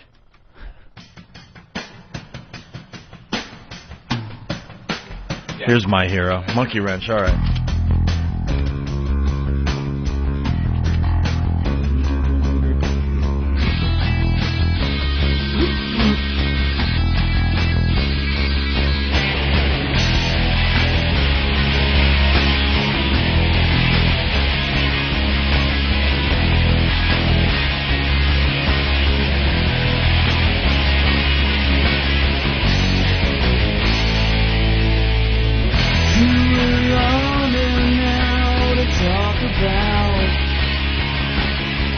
Take your pictures down and check it out. Truth or consequence, say it loud. Use that evidence, waste it around. There goes my hero, watch him as he goes. Sounds like a cover band. All right. Yeah. What is it? Kind of was able to get the effect on the vocals to try to fake it, but he didn't really sound like him. Oh my God, an Alice in Chains tribute band. This will be the last one we do today. Ah, Gotta one hear of some my Alice in faves. Chains, yes. That'd be good. Alice in Chains tribute band from Boston. What's the name of these guys? Junkhead? Junkhead, Anthony, doing Alice in Chains. Play a good one. They only have like one or two songs on here. Little Wood? Sure.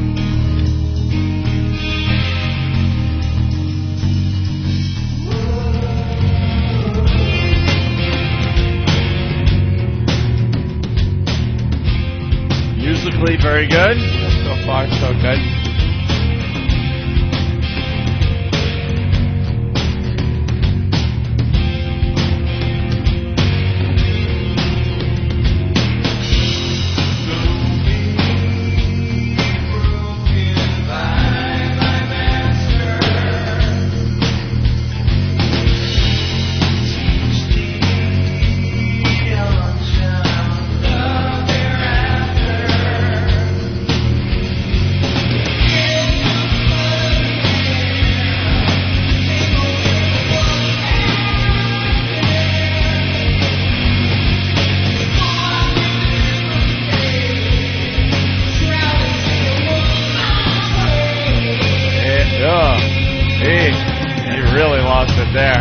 Starts off good. You lost me. It doesn't have the power Lane had. Drowning in reverb, too. Yeah.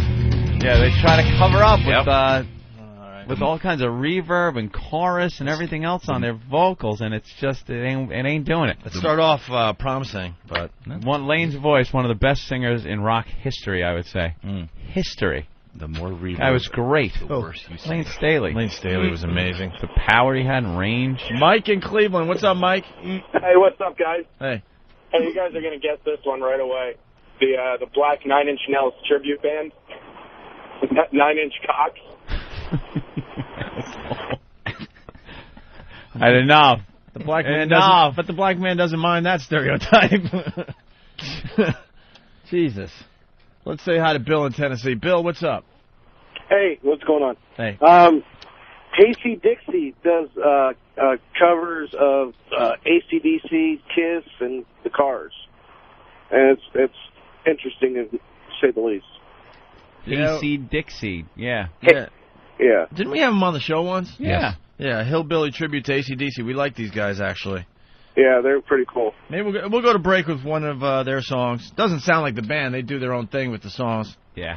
Doing a little fiddling and bluegrassing. Fiddling. Oh, yeah. All right, thanks. All right, thanks. You guys want to hear Highway to Hell, You Shook Me All Night Long, or Dirty Deeds Done Dirt Cheap? Dirty Deeds. Yeah? Yeah, I like Dirty Deeds. All right, Dirty Deeds Done Dirt Cheap as we go to break from Hey Seed Dixie.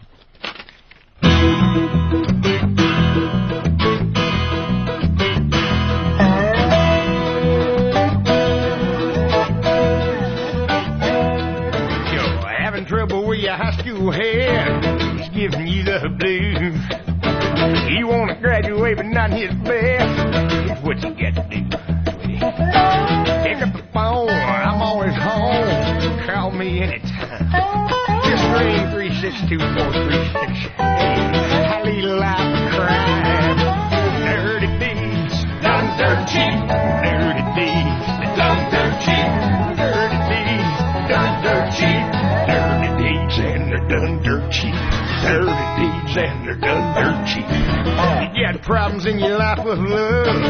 You got a broken heart. She double dealing with your best friend. That's when the teardrops start, bye-bye. Pick up the phone, I'm here alone. I'll make a social call. Come right in, get about him. We'll have ourselves a ball. Dirty deeds, done dirt cheap. Dirty deeds, done dirt cheap. Dirty deeds, done dirt cheap. Dirty deeds and they're done dirt cheap. Dirty deeds and they're done dirt cheap.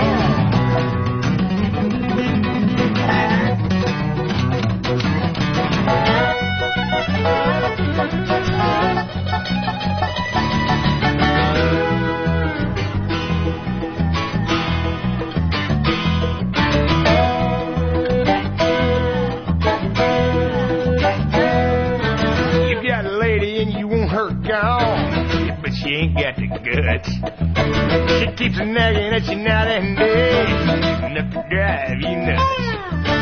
Pick up the phone, leave her alone. It's time you made a stand. For her feet, happy to be your back domain. Dirty deeds, done dirt cheap. Dirty deeds, done dirt cheap. Dirty deeds, done dirt cheap. Dirty deeds and they're done dirt cheap. Dirty deeds and they're done dirt cheap. Cement shoes, rat pies, and hay, done dirt cheap. Neckties, contracts, high boats, done dirt cheap. Dirty deeds, done dirt cheap. Dirty deeds, yeah, done dirt cheap.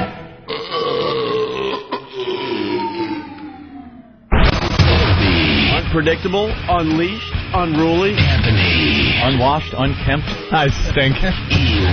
Next thing I knew, I had my pants down around my knees and my shirt pulled up to my armpits. Shut up! No, who cares? I can't believe it fell for that again. Damn you, Hawk.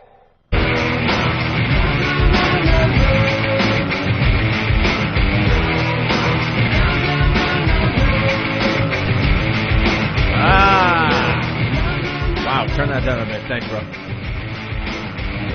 It's your pals Opie and Anthony. Little Jimmy Norton is somewhere. I think he's doing like a phone interview.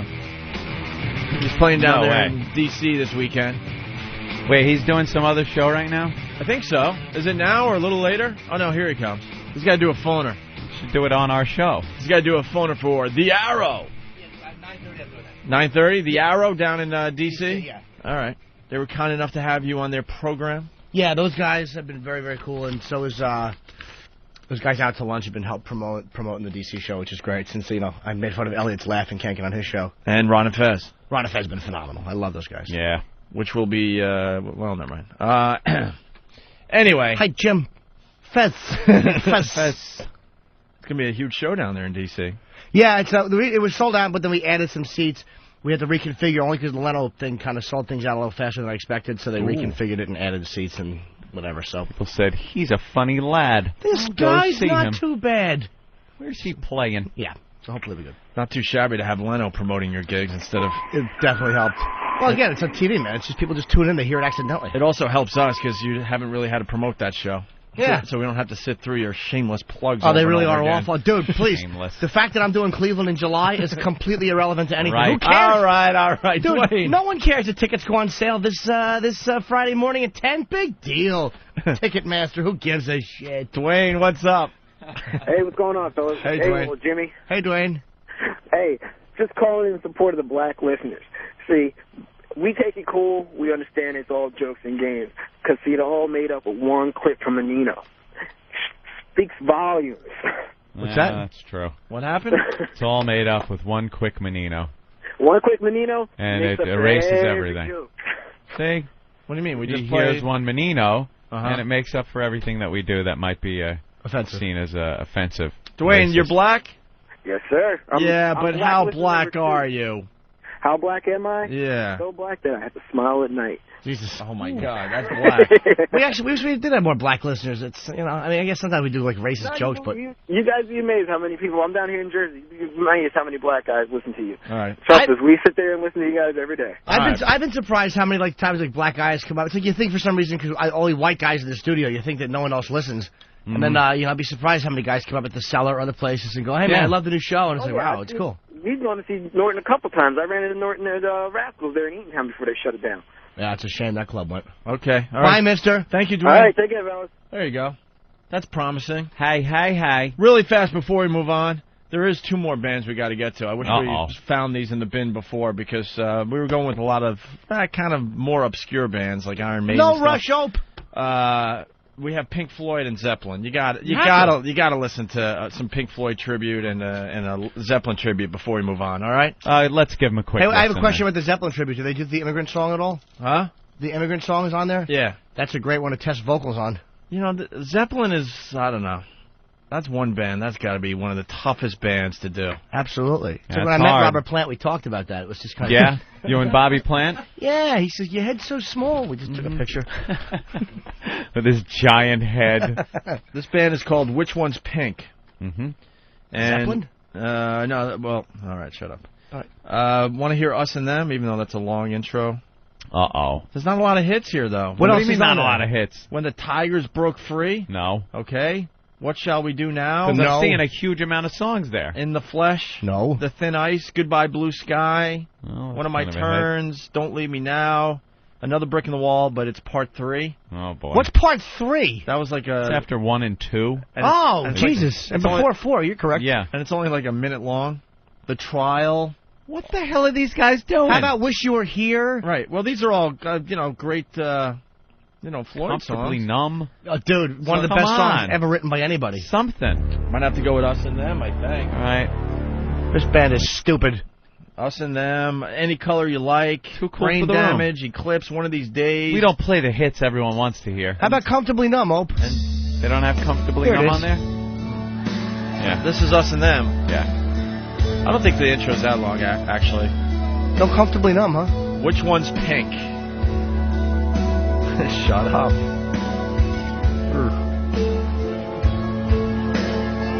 Oh, a little spray for Jimmy.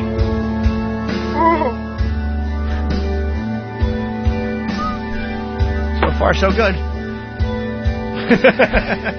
Actually, really good musically. Come on. Hello, hello. Is there anybody in there? Okay. I looked around the room like, oh, it was Jimmy. Okay. Holy crap, you just got us all. I was looking around the room going, wait a minute, someone's got to be singing that. Who's singing that? That can't be the band. That's funny. Fooled me. Totally fooled me. I should be in a Pink Floyd tribute band. I'm like, these guys are awful. Oh, I thought you were going to say it sounded just like the record. Hello. That's right. Pink Skin. That's the name of it.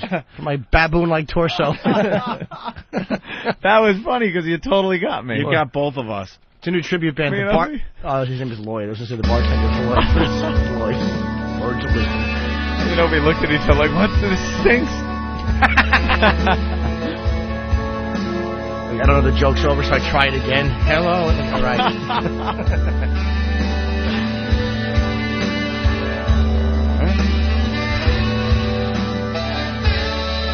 All right.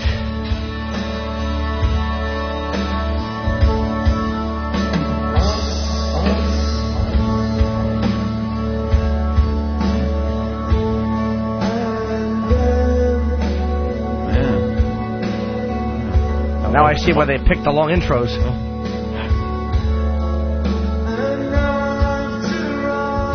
Oh.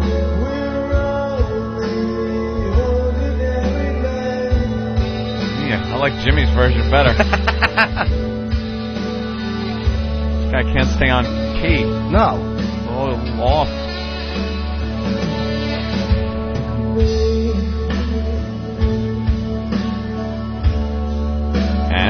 And oh, you. Fast forward to Time to Change. I want to hear that. Which one is Pink? Not them. Hey, I don't want to give up on these guys yet. Let's just listen to this really fast. Sounds just like a crowd. That's great. Yeah. Tribute crowd. Run around with mullets. I don't need no arms around me. And I don't need no drugs to calm me. But I need singing lessons. I have seen the writing on the wall. You should see the writing on the wall. Jimmy, Go to a what's trade up? School. Hey, Jimmy. Yo, what's up? Well, good morning, guys. Let's try out In the Flesh. You'll know the song when you hear it. That's a good song. Why, you know the band? No, I don't know the band, but I know the song. Let's see how bad they fucked that one up. All right, well, we can do that, I guess.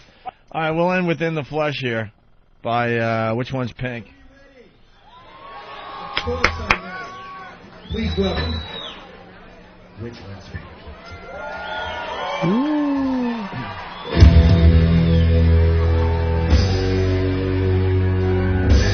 Musically, they got it down. Yes. Yeah, they got to get rid of that singer.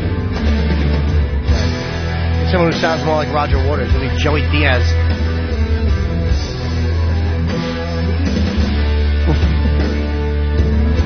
Wing in the mix. Crickets. Not even crickets. Nothing. Not an acknowledgement that a person talked. I was reading, Jimmy. Sorry. You missed nothing. Oh, brother. Another one that goes on forever, huh?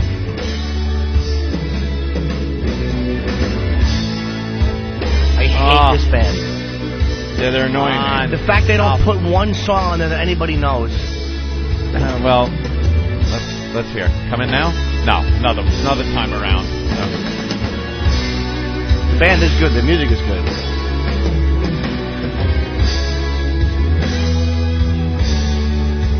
Off. Sing.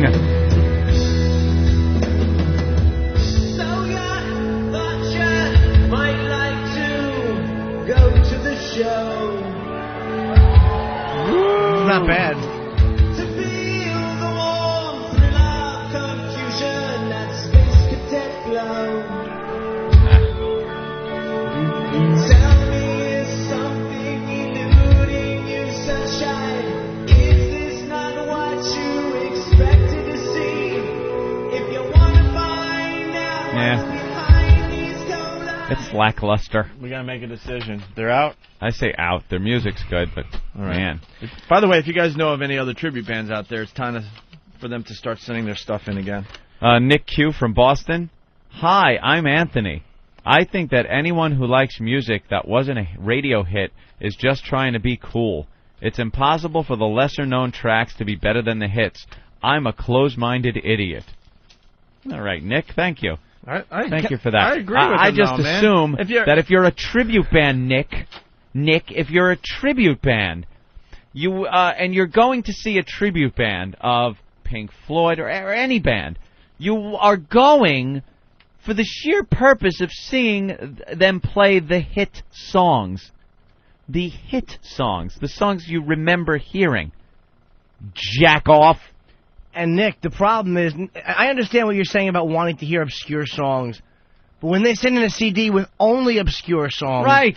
That's irritating. Yeah, one band sent in, is it the Iron Maiden tribute band? They don't have Run to the Hills. They had Number of the Beast. It's like, if you want to put some songs on that are a little out there because you're a huge, tribute band fan, fine. The one Black Sabbath tribute band, I couldn't even find a hit off the CD. Those songs are self-serving for the band. That was... Oh, Sabbath, you mean the other one, Wicked World, okay. Yeah. Self-serving for the band. Yeah. If they're huge fans and they love, the deep tracks off of it, and they love doing it, you're up there on stage enjoying playing that song, and the crowd is sitting there staring at you going, what the fuck is this? Nick Q, indeed. All right, here we go. This is the final one for today. He said his name was Anthony. No, he's writing and making it like it's me. Yeah. Says, hi, I'm Anthony. Can someone ask Lance from Apocalypse Now why he brought me an iced beverage? Lance. Yeah, we didn't ask for iced beverages, We right? certainly didn't. Oh, That's boy. why I was confused. If that kid wasn't so tussleable, I'd be angry. Did he screw up again? I drink these sometimes so I can see. Yeah, I'll be fine with the iced screwed up coffee. again. All right, here we go. Cashmere, the music of Led ice. Zeppelin. No ice there. What happened? Jimmy has a problem with All you. right, last time you asked me for that. No. So I heard latte, so that's what I got. I didn't say latte coffee. It's fine. I don't know why Eric brought you in. It's not a big deal. Sorry, I got That's scared. fine. I got scared. That's funny. Beat it, small sweater. Jesus. Fucking sweater dicky is irritating me. If you wear a sweater, at least let it come to your belt. Fucking dryer idiot.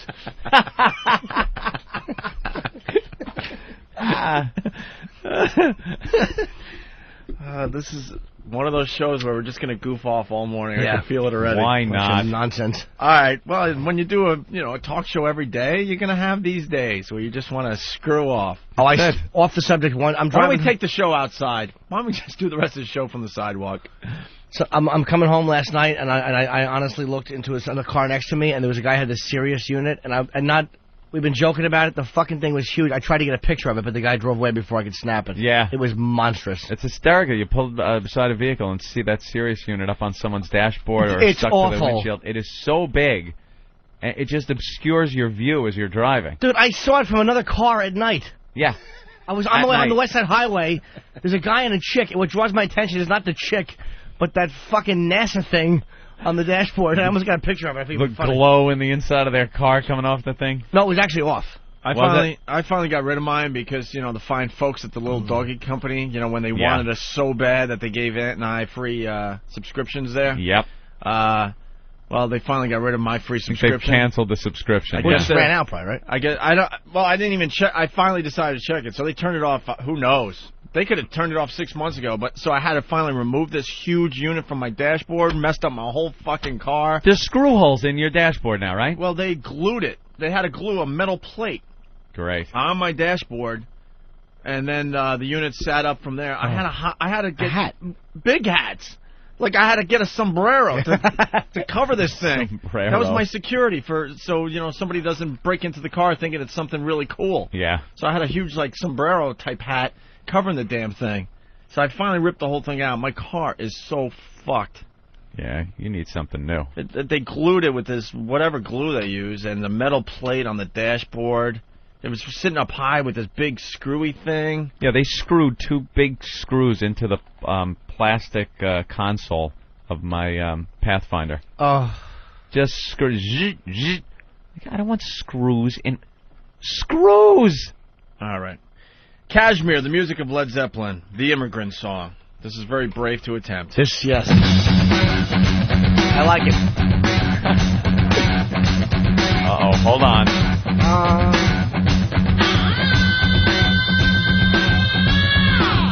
he hurt himself. Oh.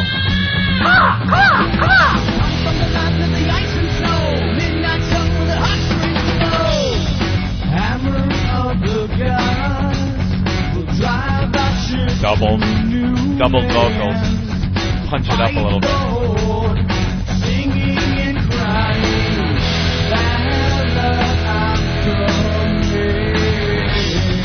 A little slow too, right? Yeah.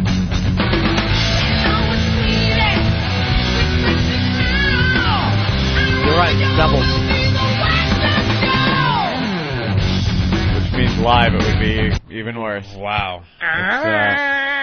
It's not the worst Zeppelin I've heard.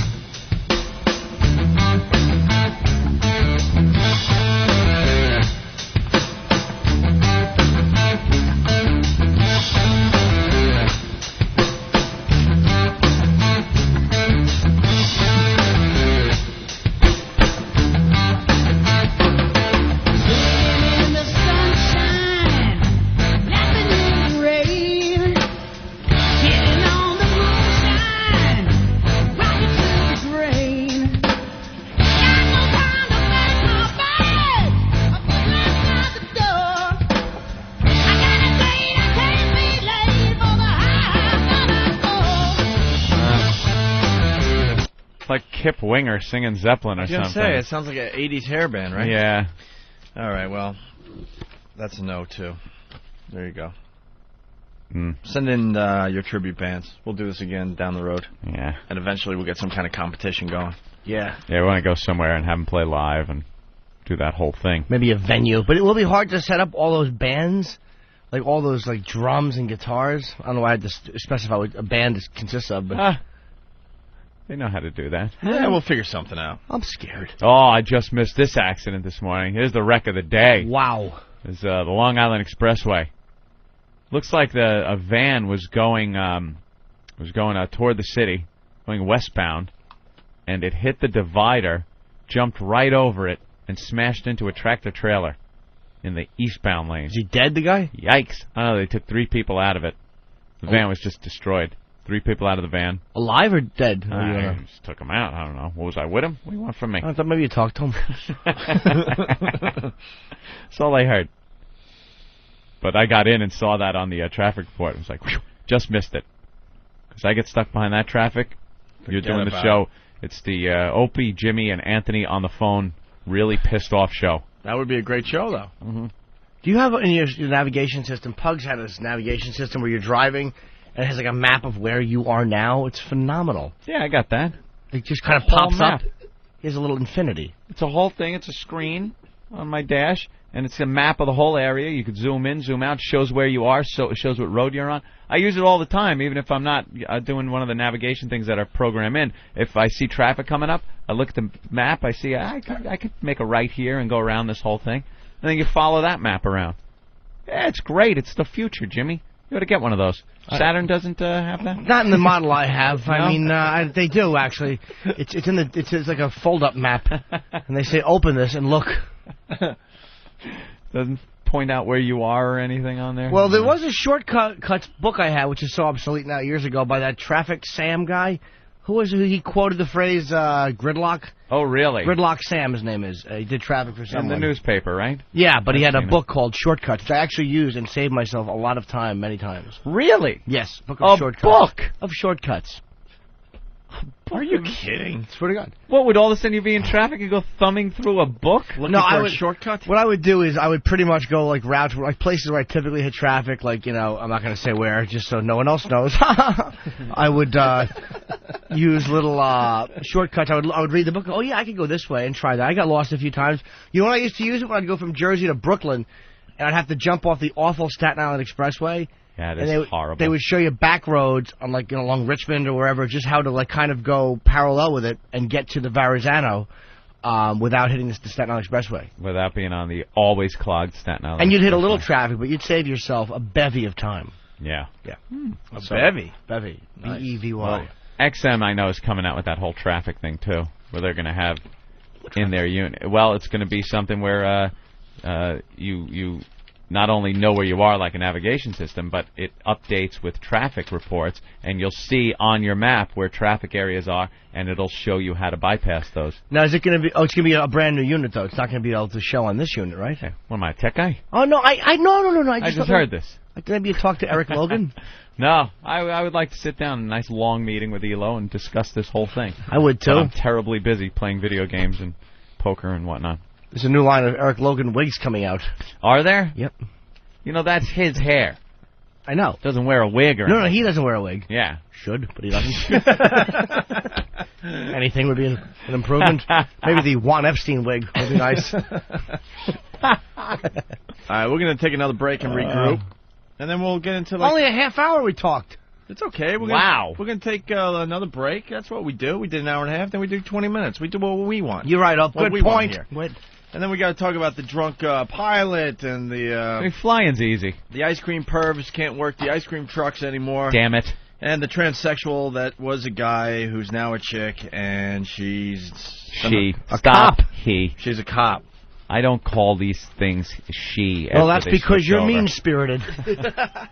You just don't get it. It's now a dickless man. No. A tranny is a girl with an asterisk. Let's go to Kevin in Jersey. Kevin. Yeah, the XM satellite traffic's already out. It's only on a limited number of cars, but I think you can get it on the Acura RL. Yeah? And it's like a little bit extra on top of your regular XM subscription. Mm-hmm. And then you get it in your car, hook it up to your nav system, and shows you where the traffic is and gives you alternate routes. Oh, you have to hook it up to your navigation, so the unit itself looks like a regular XM unit, but it's just a hookup to the navigation thing. Okay. Yeah, it's like a little bit extra they put in there, and they like highlight the roads that are clear and the roads that have like a lot of traffic on it. And then if you put in your navigation system that you're going from point A to point B, and it puts you on this highway, it'll check, and if there's traffic, it'll reroute you around the traffic. But what about, here's my thing, does the navigation system have to already be in the, this one of the units that comes in the car? It can come in the car, but you can get it, the Acura comes, I think, with the car, but you can get it in like some Pioneer new unit with a big display. I want one of those. And you can figure out where you're going or how to get around. I want one of those. Who wouldn't? Well, you can buy one then. All right. Thanks. All right, thanks, sir. Later. I was stalling, but... Why? He was good. No, I want to play something going on a break, but we can't You find do? it. Find it, Hawk. E-Rock. It was another Led Zeppelin. E-Rock now. Everyone's calling him E-Rock. Calls who E-Rock? He's E-Rock. Did you hear the new promo? No, I did, but I didn't. Can you play that new promo? Because we weren't able to comment on it. Hurry up, Derek. These fuckers behind the scenes are messing with E-Rock so bad. Who's E-Rock? That's E-Rock. They want to call him E-Rock now. No. Hawk, Eric. E-Rock. Oh, you got it? E-Rock. All right. Here's now he found it so he can play a sweeper. Here. No, he found He found E-Rock sweeper. Ben is calling a little attention here to Hawk. These guys are making these promos just to mess with him. Yeah. They don't care if the listeners like it or if it makes sense for the radio show. Just to mess with Eric. Right. So, what's up with the naked guy? I don't know. It's a queer eye thing. Oh, that's funny. All right, well. What are they going to do, remodel his asshole? Yeah. Make it much larger.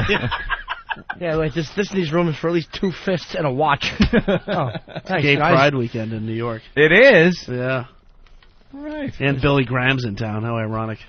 Wow, that ought to be a good mixture of people.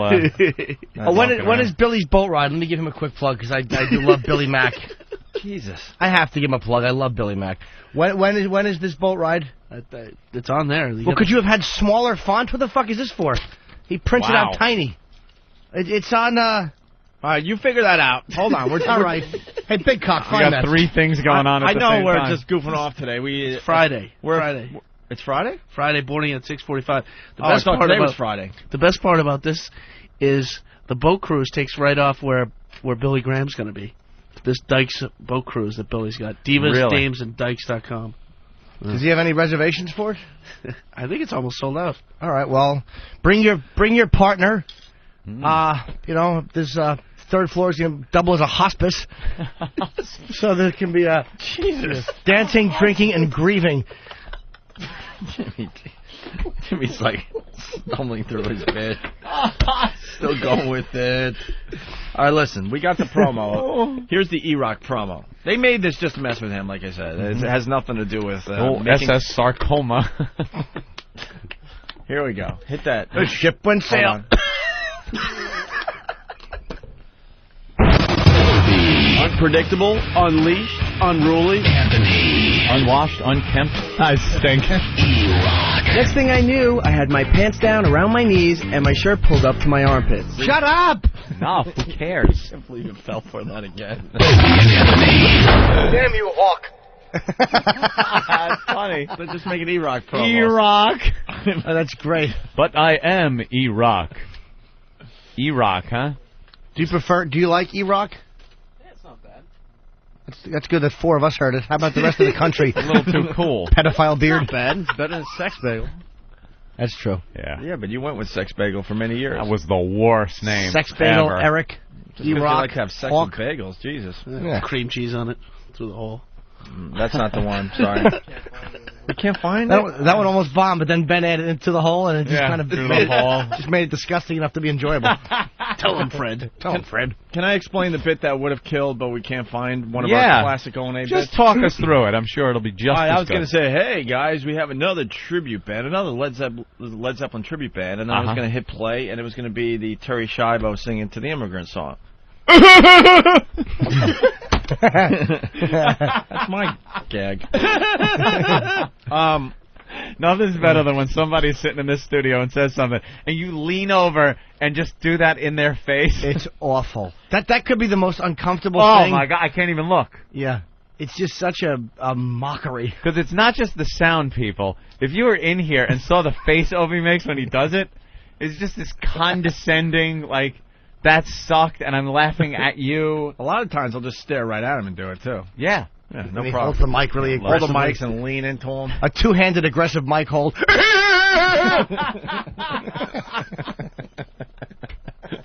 Horrible. But that would have been funny, and people like that Terry Schiavo Immigrant Song I remix. know, that is a good one. We can't find it. We lost it.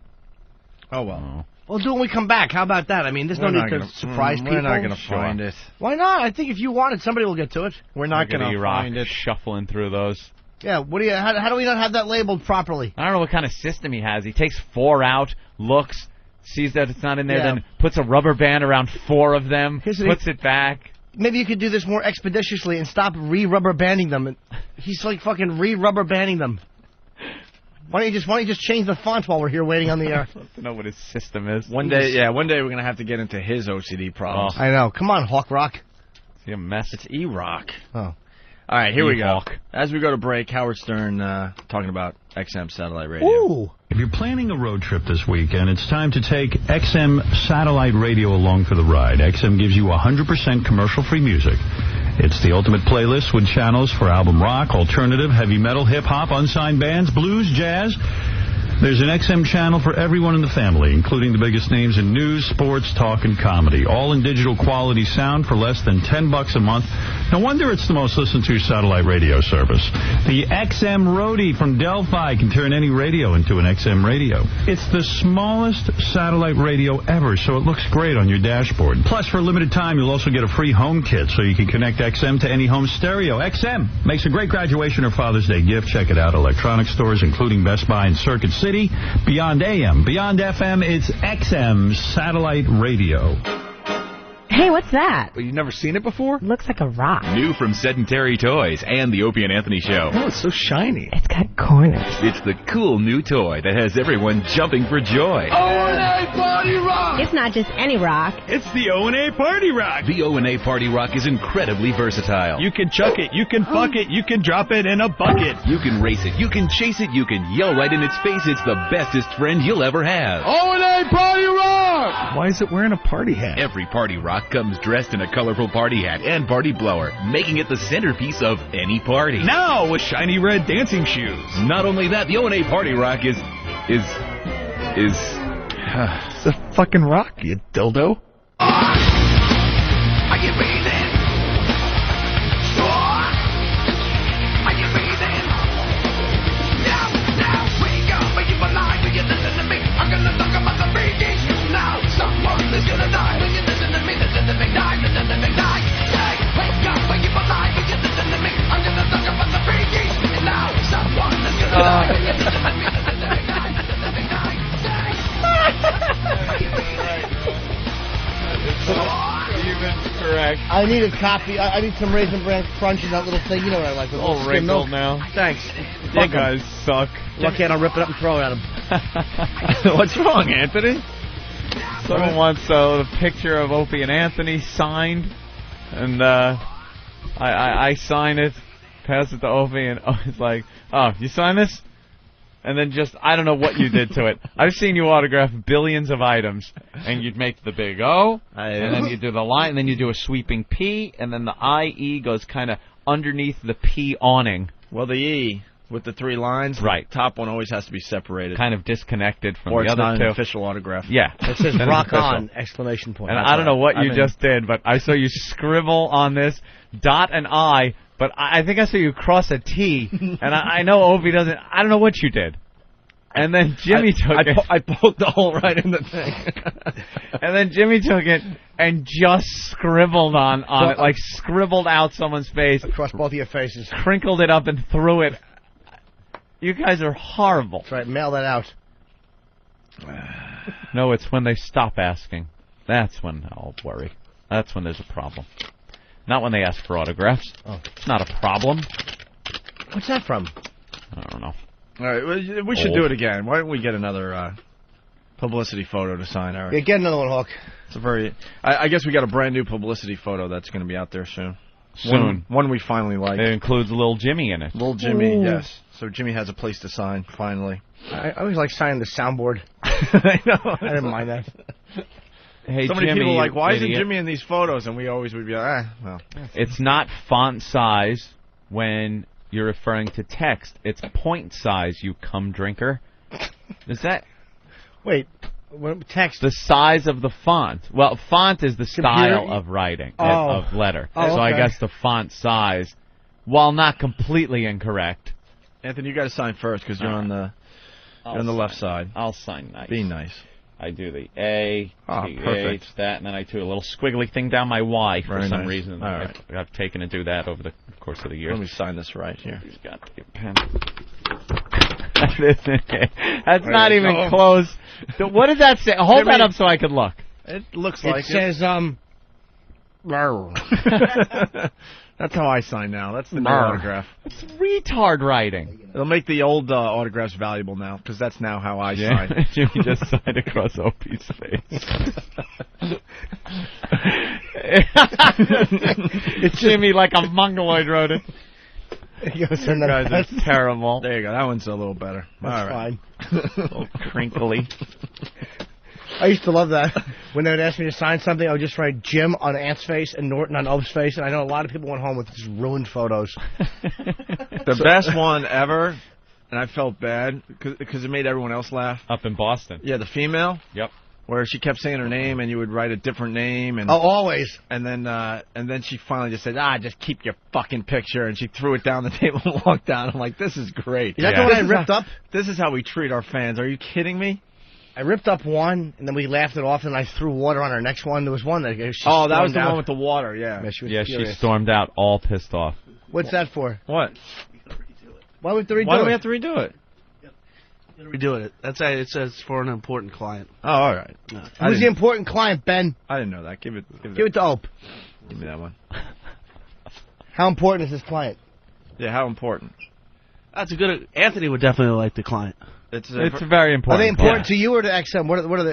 Do they work for you specifically? Are they condom reinforcers? That had to do with the store that we. It's a very for the owner of the store that we do the signing. It's a very important client. All right. Yeah. This is what I do then. There you go. That's right. Hope he's important enough to have an employee who's good at taping. Guys are horrible, man. What is this? Who is this person? That's the gay guy. That's Carson. Carson from Queer Eye for the Straight Guy. Oh, he's awful. He is the gayest human being on the face of the earth. The gayest. And he has almost collagen lips. There's something wrong with his lips. What's Not he even saying? close. One of the things you say is a lot of people mistake gay? you for being gay. Right. Tell me, what is it about the way you look, the way you dress, that people another say guy. that? And do you care? Yeah, I care. A lot of in this business and television, I model for a long time. You dress a certain way because you have to keep up a certain appearance. He is gay, and this also, guy. Stop it. when I hear women complimenting other guys or girls talking to each other saying, oh, that guy had a really nice shirt on, that guy looked really good, I start to pay attention. And I think what Carson did on Queer Eye, for example, he did a great thing. He gave these guys makeovers, so I had to pay attention to how I was looking. And as you start to look a little better, you start to look a little bit more put together, if you will, people start to think, oh, you must be gay because you care. But it's not true. Carson, let's talk a little bit about these looks, Oh right? my God. Look how gay this guy is. He's not the gayest guy on TV, Wait, though. did he? What? Listen to him. I didn't hear. I never He's heard talking him. now. Listen. Really adapting this look as well. Well, you know, like the pink Oxford is a thing that we had talked about and saying, oh, you know, this was traditionally like a gay thing. This is actually a very traditional shirt. I mean, Brooks Brothers did the pink Oxford, you know, 50 years ago. Some of these other things, you know, Who's the gayest guy on TV? Who's the gayest guy? One of our old faves. Oh, that guy. The bald guy from the what is it? Christopher Lowell. Yeah. Permission to come aboard. Oh, yeah, they were doing some kind of nautical motif in a room, and the carpenter guy is working on something, and he walks in, looks around, and goes, oh, permission to come aboard. That guy is so much gayer. Yeah. All right.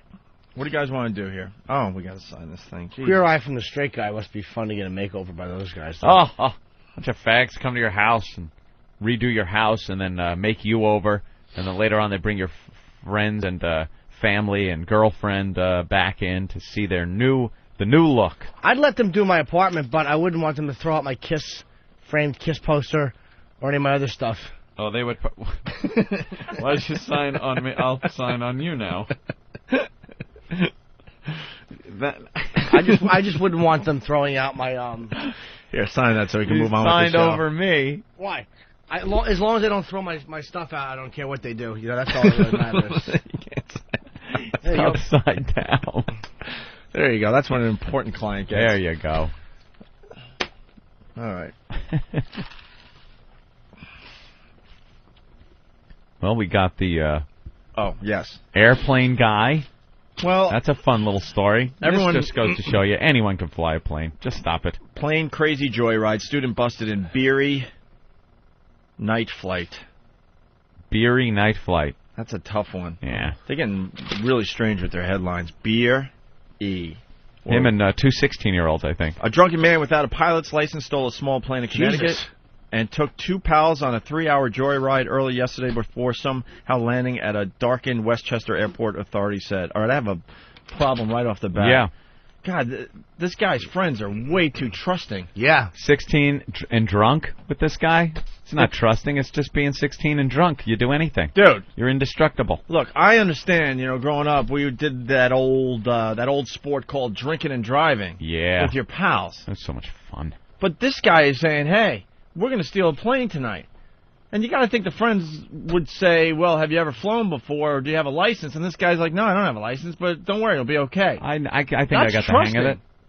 That's trusting. You think it's trusting or being drunk at 16 years old? How many kids, how many teenagers are... I know a lot of drunk guys at 16 are just going to go up in a plane with your stuff. friend that doesn't have a license? Did real stupid way. stuff. I understand stupid stuff. This is beyond stupid. Apparently he was You're flying very for trusting. 3 hours. Yeah. Landed at a darkened airport. Yeah. Landed on the taxiway. Mm-hmm. Not even the runway, because the runway was closed. At a darkened airport. I don't know how you find a darkened runway from up there. How does that work? But he did. He thought he was somewhere else, too. He was a little lost. And he got arrested. He was all belligerent with the cops. Was he? Well, yeah.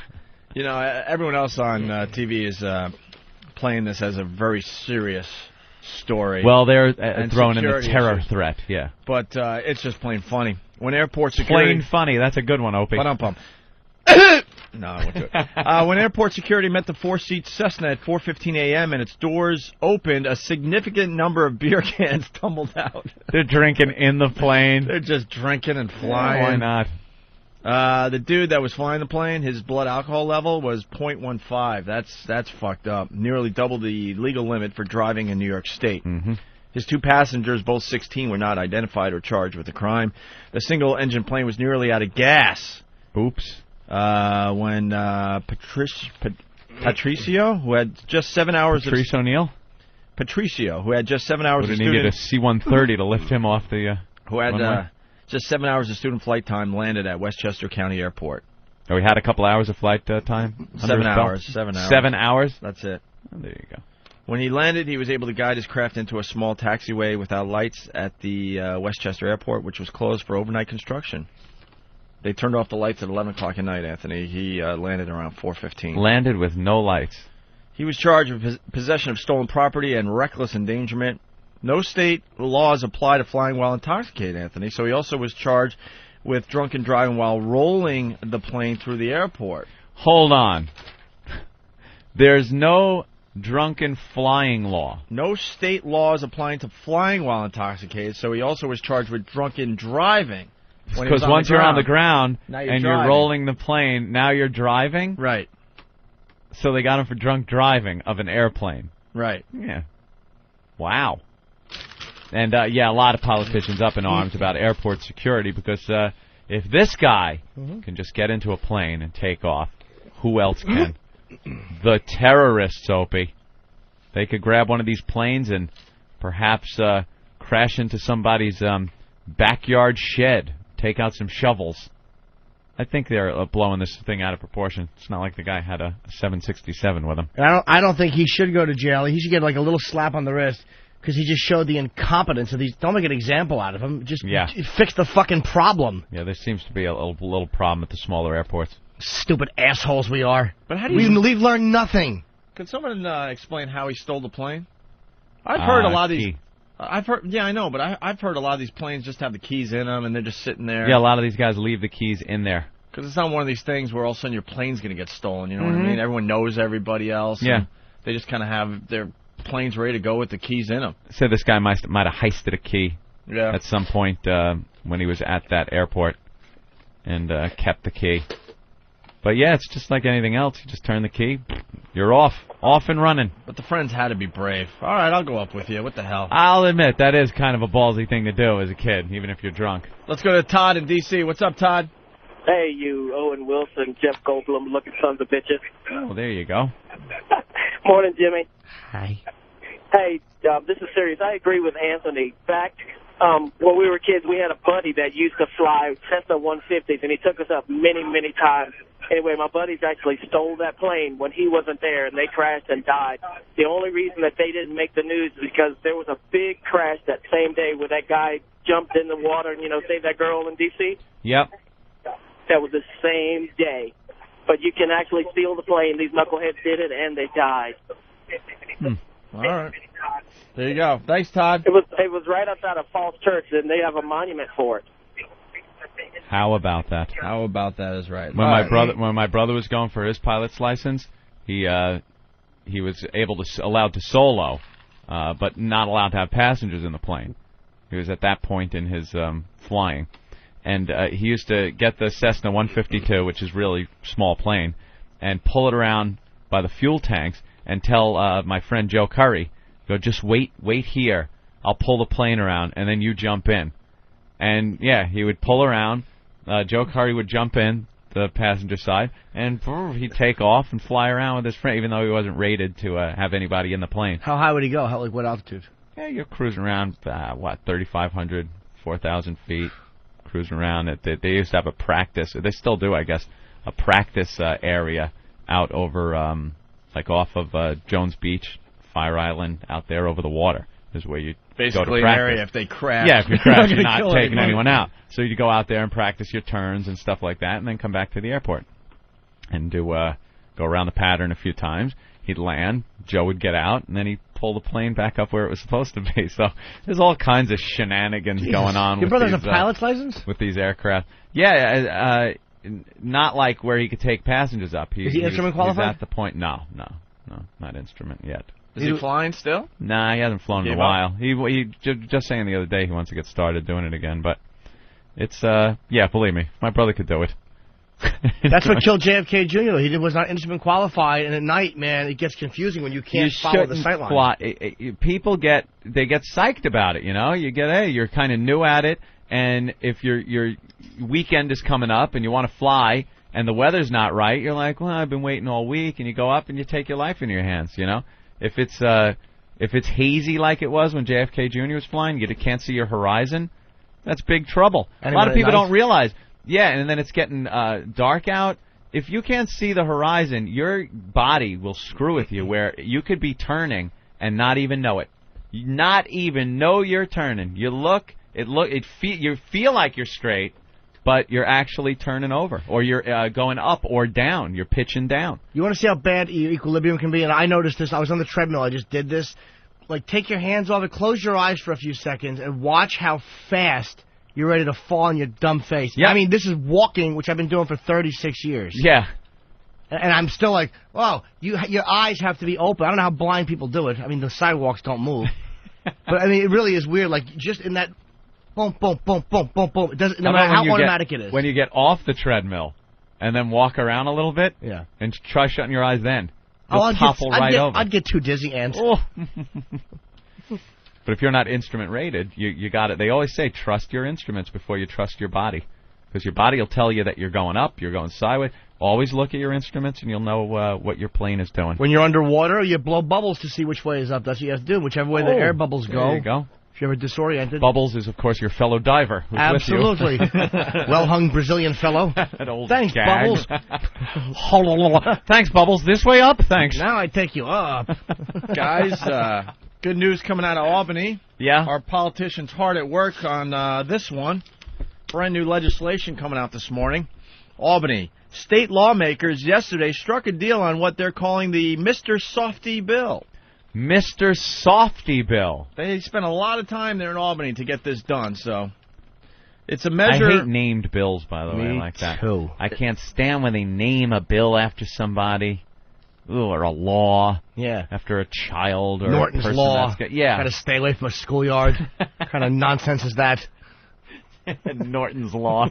This bill should be called What Took You So Long? The What Took You So Long bill. Yeah, you would think this would have been in place for a while, but no. Albany. State lawmakers yesterday struck a deal on what they're calling the Mr. Softy Bill, a measure that bans sexual perverts from working on ice cream trucks. Yeah. How about that?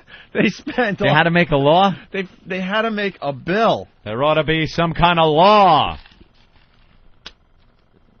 Had to be a law. Isn't this just common sense? You would think. If you're hiring people to drive around your ice cream trucks, you're might want to dealing ask a with few questions. Children. Right.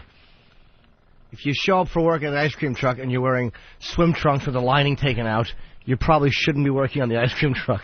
The legislation prohibits... Wrap a piece of cardboard around your cock and it's a pink-tipped push-up, kid. Lick away. Ga-gung, ga-gung, ga-gung, ga-gung. That awful ice cream music.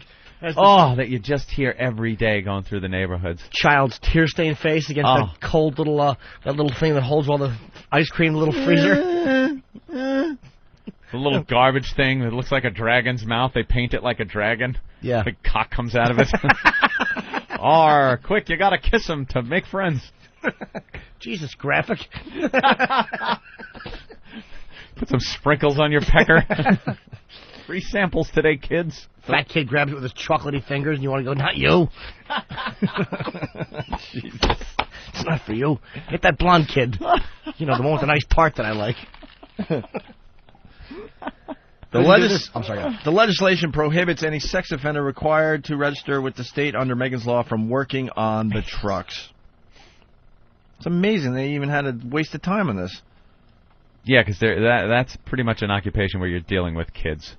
And a lot of kids, and a lot of time unsupervised kids. Well, Assembly sponsor Patricia Eddington said the bill is a result of several cases throughout the state in which children were molested by ice cream truck workers. Of course. What a job for a pedophile, though. Jesus. How do they get him in that truck, though? Huh? Like, how do you get him in the truck? Or do they just lean over that big hole in the side and go, whack, whack, and just grab a handful of yam bag? Yeah, kid, put your hand through here, and this will help you get the ice cream faster. Yeah. Ho, ho. Mama, I got Nilla on my hand.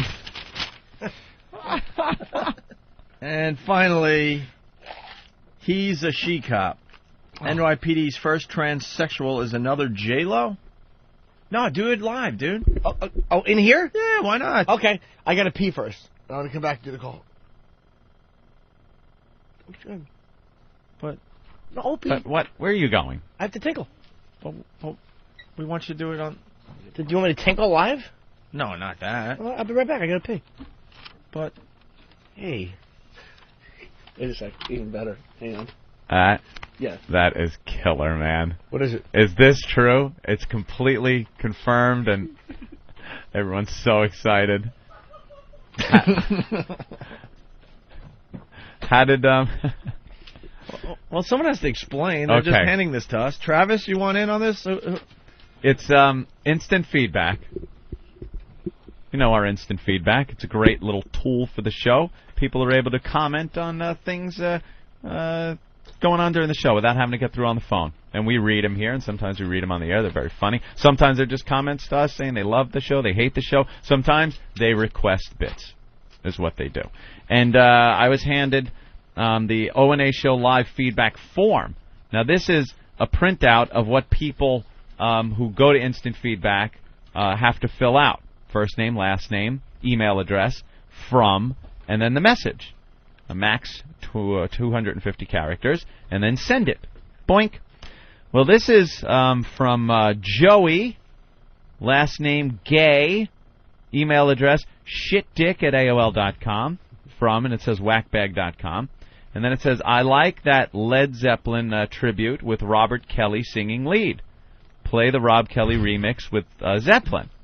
And apparently, our private investigators around the studios here have found out, we observed that this was being sent from a cubicle here in the XM studios.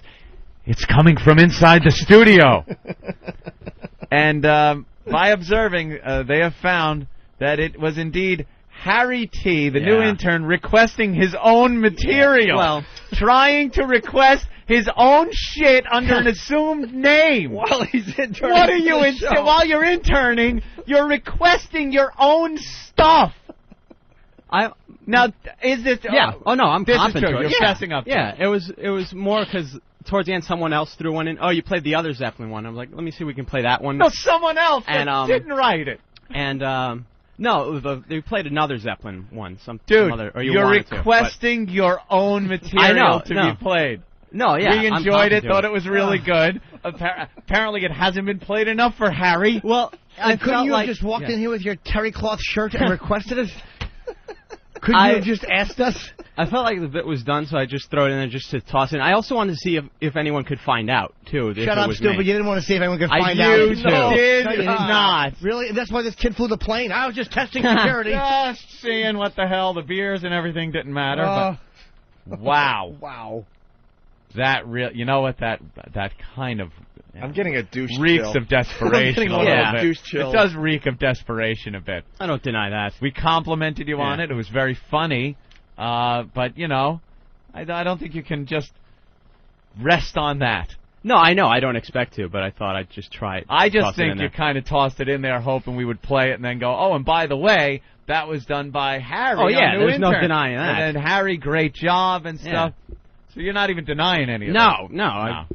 I got caught. That's it. You got caught. Yeah, I'm going to plead guilty. And I like the Zeppelin tribute with Robert Kelly singing lead. Play that Robert Kelly remix. And even put W/Zeppelin. Right. You know, like a regular Joe. Yeah. And Joey Gay Shitdick? Well, Joey Gay's an actual, a real guy I know. Yes. Is he really? He's a comedian, yeah. His name is Joey Gay. Joey Gay. But it did theoretically get me in here. So I can't say that it did not work completely. Well, taking a shit on the desk would have gotten you in here, too. I mean, that doesn't necessarily mean it was a bright move. And from Whackbag. Well, it's automatic. That would help? No, it's just automatic. If you don't put something in there, it just says from Whack. Like, I went through Whackbag. Yeah. Like, that's why a lot of the posts say... Is that a default kind of thing that just pops in there? Martini Steve in studio to help us out here. Steve? Yeah. Is this on? Yeah, okay. It looks like they copied the code and put it on their own website. That didn't come from OpieandAnthony.com. Oh, it didn't? No. No, I went through Whackbag. That's the only way I knew. Oh, you did? Yeah. You do know the interns are not allowed to go on to Whackbag. Yes. Yeah, hi, Pete. I'm on the radio. How are you? No posting allowed. I don't post at all. Oh, I was just looking for the instant feedback. I didn't know how to find it. Things like posting on Whackbag for interns, Things like even IMing other people, sending private messages to other people through Whackbag. None of that is really accepted. I'm not a big internet poster. Dude, did you get this one here? Play some cuts from Yellow Discipline. It was from EAB.com. I wonder what that is. You can't request your own stuff under an assumed name. This is very uncomfortable. Isn't it? Yeah. It would have been, if you would have signed it, from Harry. Our intern requesting his own material from a cubicle out there. Oh, it's creepy. Wow, that is really creepy. That's a good word for it. Creepy. Oh. What are you doing, Travis? Huh? Oh, yeah. Checking some feedback. Jesus, Travis, what are you doing? Oh, you're not here? Everyone's Travis waving. is not here. Everyone's waving off the plane. No, we gotta make believe he's not here. It's a different. Now that we just acknowledged that he's here, but Travis. now we have to make believe he's not here. Wait, what different. Was 5'11" infant saying? What were you saying? Nothing. I didn't see. I'm not 5'11". How tall are you? 6'2". You're not 6'2". Don't even start that shit. You're with not me. 6'2". This has been an ongoing thing with Steve and I. There was back in the day before we got Club Soda Kenny and Master Poe.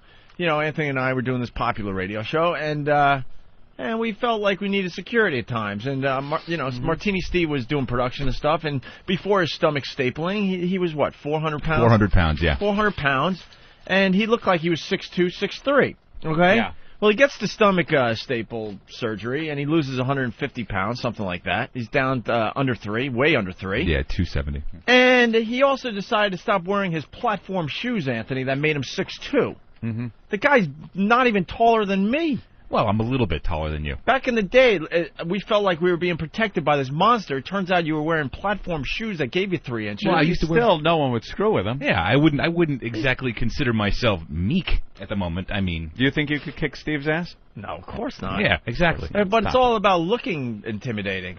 And, all of a sudden he drops down 3 inches and drops 150 pounds. He's not as intimidating as he used to be. Maybe there was like a quarter inch of fat on the bottom of my feet.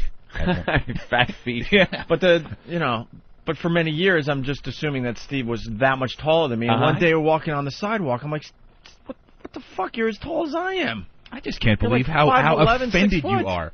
I wasn't consciously duping you about my height. I thought that's how you were tall duping. I could get old tapes where we used to ask you how tall you were, and you're like, 6'2", 6'3". I think whatever. If I'm not, I'm not. He's a liar. Everything he wears on fire. All right. Well, here's Harry T's remix. Oh, you're playing it? Yeah, we'll play it. I got another request here. Oh, yeah? It says, hey, those Pat O'Brien remixes were so good, especially the Terry Schiavo one and the 2 Norton ones. And it's from Not Danny or Not Than. From Not New York City. Yeah. Harry T. Okay, well, this one's going out to Joey Gay. Right. Well, Harry requested this. You accomplished your it by just losing respect and dignity. But now we're all going to look at you a little differently. Yeah. Thinking, oh, God, there goes the creepy guy. The creepy guy that requests his own material. His own 1 bit. Wait, Norton wants to do it in here. Where's Jimmy?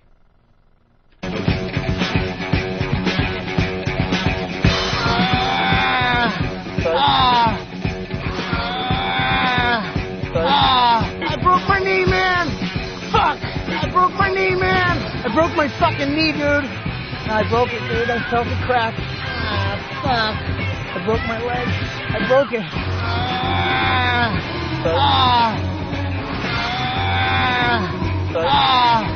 Hold my hand, man. I gotta squeeze something. Somehow it's just not as funny anymore. I know, it stinks now. Someone's got to dial this number for me. All right, Tony, go ahead. Hey, punish that motherfucker. Make him read some Rent Boys. Do we still have Rent Boys around? We certainly do. All right, get Rent Boys. And let's go to Super Golfer from Whackbag. Super Golfer. Hiya, boys. Hey. I want to know, is that intern, is he wearing an eye patch? Eye patch. Yeah, we got. Wow, you're going way back. We might have to tell the eye patch story again. We get creepy interns from time to time. The eye patch guy. Well, there was Luca that we nicknamed her Luca because she came in with black eyes and stuff. And she was always beat up. And then one day she just never showed up again. We still have no idea what ever happened to her. Just disappeared. And then there was the eye patch kid who missed a few days' work and then came in with this crazy story. Brian, his name was? He was in an accident or something? Yeah, he came in late and he was wearing an eye patch. And we asked him what happened. He said he got into an accident. And as we questioned him, his story fell apart, much like the owl-eyed runaway bride story. It just crumbled under questioning. He said he was on a motorcycle. Well, the motorcycle hit the car? The motorcycle hit his car. And the glass from the passenger window broke, and some went in his eye. And we're talking about how did the window break if the motorcycle hit the door, and then he said, well, the guy kind of fell off the bike and his head hit the... Yeah, I don't remember exactly. Nothing. But he was nothing trying to went claim together. he had glass in his eye and then he had kind of like abrasions around his eye. Yeah, and then we finally got him to take the patch off. He kept saying, no, my doctor said, no, don't take it off. Probably one of the most uncomfortable moments in Opie and Anthony history. He took it off to reveal absolutely nothing was wrong with his eye or anything. And then he's still trying to lie. He's still saying working that it like, no, right here, look. Right see, here, right, you see. Right here, there's... And the redness went away, but I still can't quite see it. And he was just lying through his teeth. Just like the investigators with the runaway bride. We're like, Brian, there was no accident, right? No accident. None, right? And we actually fired him on the spot because it was like way too creepy. Yeah. That's different. What this guy did was like, Harry, Harry's fine. Whatever. He'll stay here, but we'll look at him now a little different. The Brian guy was creepy though because it was after he missed a couple days of work or whatever. Yeah. The eye patch and Harry's just a jizzbag.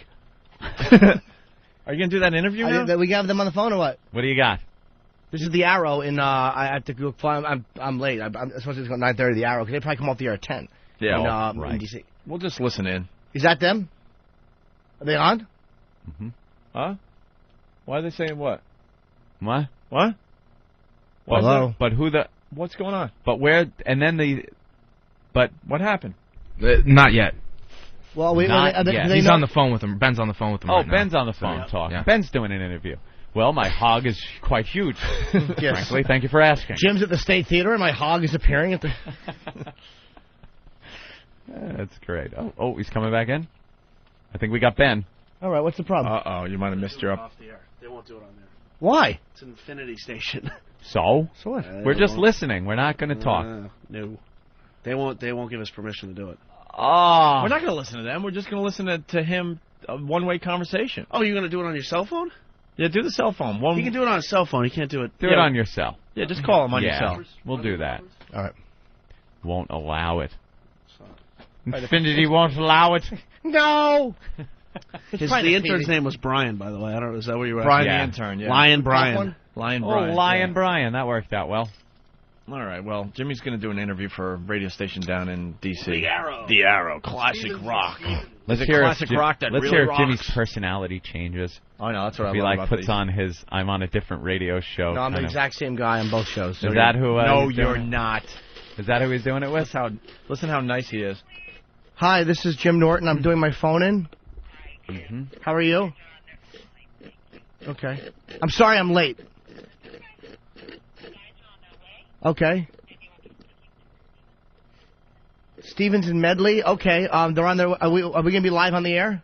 Stevens and Medley. Oh, this is a taped interview. Tomorrow morning they're running. Tomorrow Okay. morning. Why do they have to do that? Sure. What are they doing now that's so important? They're not off the air. They're off the air at 10. 10 o'clock. Oh, they're off the air at 9. At 9? Yeah. 5:30 to 9. They do. And they're still there? Jeez, Opie. Oh, shit. What's that What's about? going on? They're taping things for tomorrow's show at 45 minutes after their show is over? Unheard of. I'm What already the hell? sleeping. I am so home.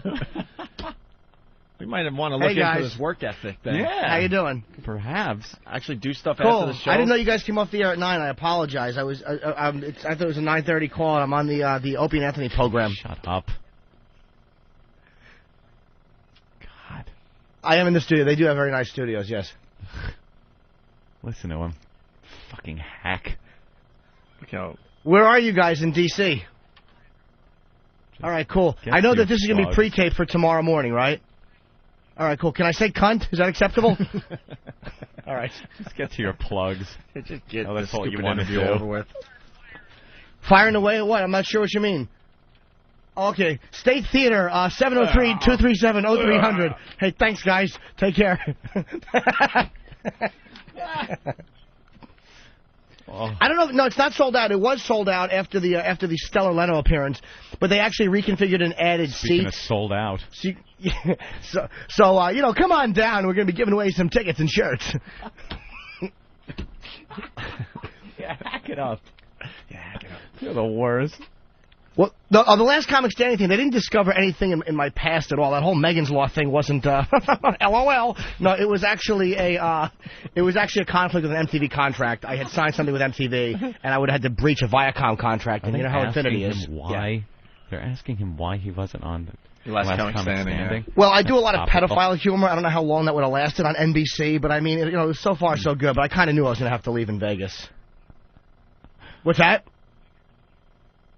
What Michael Jackson trial? Oh, yeah, they did a good job with that, actually. Leno was very funny with the Michael Jackson. God, they're talking about the Michael Jackson trial. Yeah. That's good. Can I get a bowl? Yeah, I would have been very happy to do that. To just stand there shirtless in a little pair of tight-fitting shorts, maybe a nice Viagra rod. Can we say that on commercial? I don't remember. Okay, cool. I don't remember. I know this job has ruined it for us. Dude, things are great. I mean, we're on XM. We're on, which is great because people can listen to you guys in the morning and then listen to us in the afternoon or at night, whenever they want. They replay us 24 hours, and Jimmy, he doesn't mean that. Stop it. It's phenomenal, dude. It really is phenomenal. We get 24-hour replay. We can say whatever we want, and it's just great being back on the air. We were off for 26 months, which sucked. Raisin Bran Crunch, Opie? No, just what do you got? Granola. It's been great. I mean, we have, it's just getting better and better. We're syndicated nationally now, which is just kind of weird to get calls from Oklahoma and all these places. And, myself and Eric Nagel have just been on tour. I mean, that's pretty much what we've been doing. Yeah, I mean, I'm doing Cleveland and then D.C. I'm not doing too many cities because I got to go out and start shooting the series for HBO in August. I'm going out there. It's the Eric Nagel Project, actually, which is on HBO. We just don't know exactly. That's what the working title is right now. Well, I'm not the star of it. It couldn't be the Jim Norton Project. This Eric Nagel is he's this really weird guy. He plays this bisexual, incompetent radio guy, believe it or not. And I know it sounds odd, but he's actually the star of the show. So I mean, we'll see how it goes. We start shooting in August.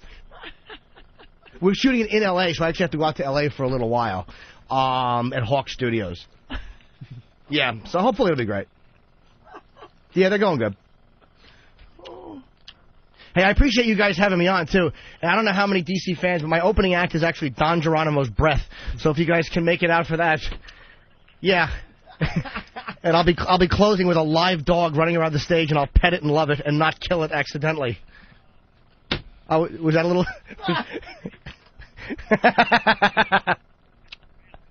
You didn't like that one? Are you guys going to come down?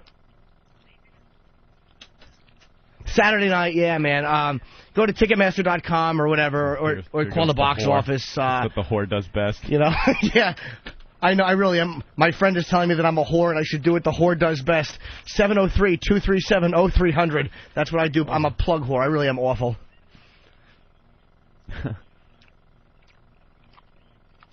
Oh, what a scumbag move that was. I just invite these guys down and then tell them where they can buy tickets.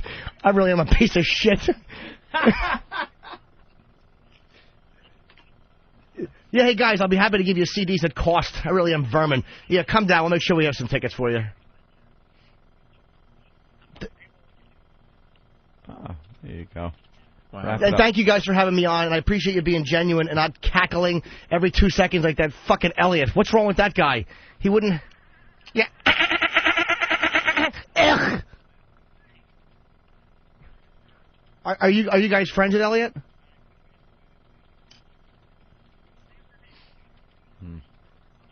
Mm-hmm. Yeah, I'm sure it's a terrific show. We've only heard it once. We made fun of him, and he's pissed off and doesn't want to have me on, so fuck him. Thank you, guys. Right now they're saying, well, they're telling us you got to go, Jim. All right, well, thank you guys. I really do. I know you guys, they're saying you have to let me be, but I do appreciate it. Thank you guys so much. I'll see you Saturday. I'll make sure they're there for you. All right, bye. Wow, that went well. Yeah, this guy's very cool. What, were they okay? Very cool. Yeah. But again, you're on a pre-tape, so you can have a little bit more freedom to What talk. about the Don Geronimo? They You left. Leave that in? I hope so. They're not on the same station. The dead dog? Yeah, why not? Yeah. I hope so. Good, yeah. Yeah. We're going to have to listen now tomorrow. We're going to have somebody listen and give a report. Let's see if it'll sound a lot different. Actually, I want somebody to call up tomorrow. Yeah. And then we can listen to the whole interview. They'll edit it differently. And see what it sounds like. Probably. That'll sound a lot different. Yeah. All right, we're going to break, and we'll talk about the transsexual cop next. Ooh. Also, Anthony, The remember... hot, sexy stories. We're talking about entrapment. Put these cuffs on, Big Dick Daddy. I don't want to go to jail. You also talked about maximum exposure. Yes, max, yes. Where people are really getting fucked up, and the guy has a really crazy VO. Yeah, it's not appropriate. But we'll get into that as well in a few minutes, so stay there.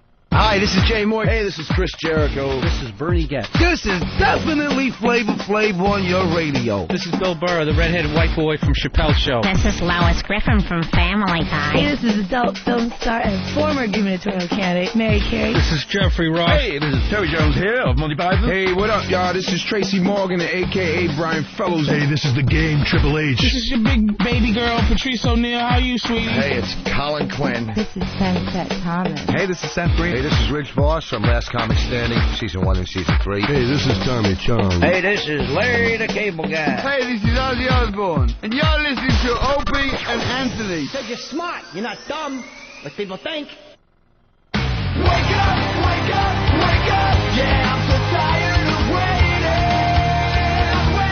for us to wake up, wake up, wake up. Yeah, I'm so sick of waiting for us to make a move. Wake up, wake up, wake up, and we will never lose. Wake up, wake up, wake up. It's time to make a move. Wake up, wake up, wake up, and we will never lose. Wake up, wake up, wake up. All right.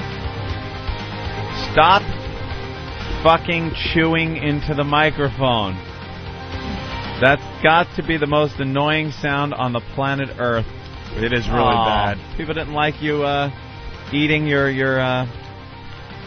granola. I took advantage of the fact that I didn't have to talk, and I got to listen to Jimmy do an interview. By the way, a bunch of dopes on the instant feedback saying, we can't hear the person Jimmy's talking to. Are you kidding me? We explained that they didn't want their voices on the air. We can't. Are you kidding me? They really thought... So we thought it'd be fun just to listen in on what Jimmy was saying. You could figure out what was being said. Jimmy. This is good, man. Are you calling Cleveland, too, today? Not till 4. Not till 4. All right. All right, we could do a couple things here. I'm already asleep by then. What's up with the transsexual, by the way? A Queens police officer has rocked the NYPD with an announcement that he is becoming a she, the first known transsexual cop in New York City. That's great around the station house, I'm sure. Not too many jokes going back and forth, I bet you. Oh, this is a complete lie. What? Everyone's been very supportive. Yeah, sure. And I'm very happy about it, said a smiling officer, June Lowe. Ugh, especially Billy Mack. He's letting me pilot his boat. Who, until earlier this week, was known as Officer John Lowe. And what's the name now? June. June. They always make it similar to the guy name. I'm sure they're very supportive. Yeah. Too bad there's not a tape recorder rolling when you're not around. Yeah. You know what's being said in the locker room? It's taking courage, but I'm very pleased, Lowe told the Post on the way to work last night at the Queens Transit Task Force, wearing a white sleeveless blouse. That's great. And cargo pants and sneakers and hair in a ponytail. That's fantastic. Where'd the tits come from? The hormone treatment, I guess. Yeah? Right? Yeah. Because she's becoming a woman. That means she's been doing the hormones probably for a while. That but gives now her the baloney boobs, and then eventually she gets the schlong cut off. But he's just making the changeover now to where, all right, I'm a chick. Well, it's getting close, yeah. Now it's getting close. But there has to be the day where it was like I come in the male uniform or the male clothes, the guy clothes, and I go into the locker and put on the guy uniform. It's got to be the day that he comes in the women's clothing and then changes into the girl uniform. Well, you got to wait for the hair to grow out a little bit. Yeah, a little bit. You got to wait for the hair to get long. You get that in a ponytail, and you're on your way, I guess. Got to wait for the hormones to take effect, where your I don't know, balloony tits start growing. Start growing a little bit. Declining to comment further, the 31-year-old Lowe said that at some point in the future, I will make a statement about the transition from man to woman. Wow. Lowe revealed the gender-bending decision Tuesday night during a roll call of Queens Transit Task Force cops. When Lowe's name was called out by the sergeant, the cop asked to address the assembled officers and was granted permission. Everyone looked around at each other like, what's going on? He said, "This is the way things are now. My name is June Lowe. I've legally changed it from John to June." Lowe also told the other cops that she had been taking female hormones in preparation for undergoing surgery to completely become a woman. Ugh. Wow. An ass. Everyone's been very supportive. No fucking way. No way. Of course not. No fucking way. And the department has no problem with this, right? Aren't there some psychological issues that might have to be addressed? Uh-huh. The hormones have enabled the slight 5'4" Asian American officer to noticeably grow breasts over the past several months. In addition to that change, officers have seen the freckle-faced Lowe grow fingernails and hair long, and wear earrings in both ears. Hey, Liddy has a question. Yeah. Do you think he'll be charged with a felony? Liddy. Felony, I get it. Guy, sure. Liddy sucks. So slowly but surely he's becoming a woman. An Asian in front of woman. everyone's eyes. Is he undergoing an operation to have his ass removed? Yes. And they're actually other Asian women. They're going to put something that resembles a smile or a frown on that face. You gotta strap a board to his ass to flatten it out. They just tighten the belts around there every week or so, make it tighter and tighter. So he's got a nice flat ass. Wow, listen to this. Oh, what? Lowe told the other officers at roll call that if they had any questions about the process, they could either ask then or later privately. The cops, most of whom were aware that Lowe was in the process of becoming a female, burst into applause at the announcement by the 8-year veteran. Really? Mm-hmm. Some guys asked, "Can we still call you J-Lo?" He said, "Yeah," said one cop, noting that Lowe had affectionately has been known by that nickname for some time. J-Lo? Mm-hmm. They've been calling him, her, J-Lo for many years. Wow, that is just a weird story. I bet you a few of those Irish cops had a little tranny dip. Little dip? I think so, like Nick Nolte from Q&A. Don't pull my prick. I want my prick pulled, I'll do it myself. Here's Keith the cop. All right. K-Lo, how you doing? K-Lo. What's up, K-Lo?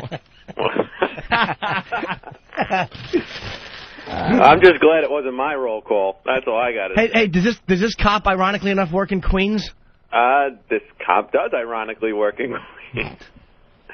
You know, if you want to see what our perspective is from the officers' outlook, do a quick in like a Google or something. Put in NYPD rant. Yeah. And it gives a message board. We have our own message board, and the second topic is officer he she. Oh, really? Let's go there. Yeah, because that's bullshit. The paper saying everyone has, she says or he says that everyone is supportive about this decision.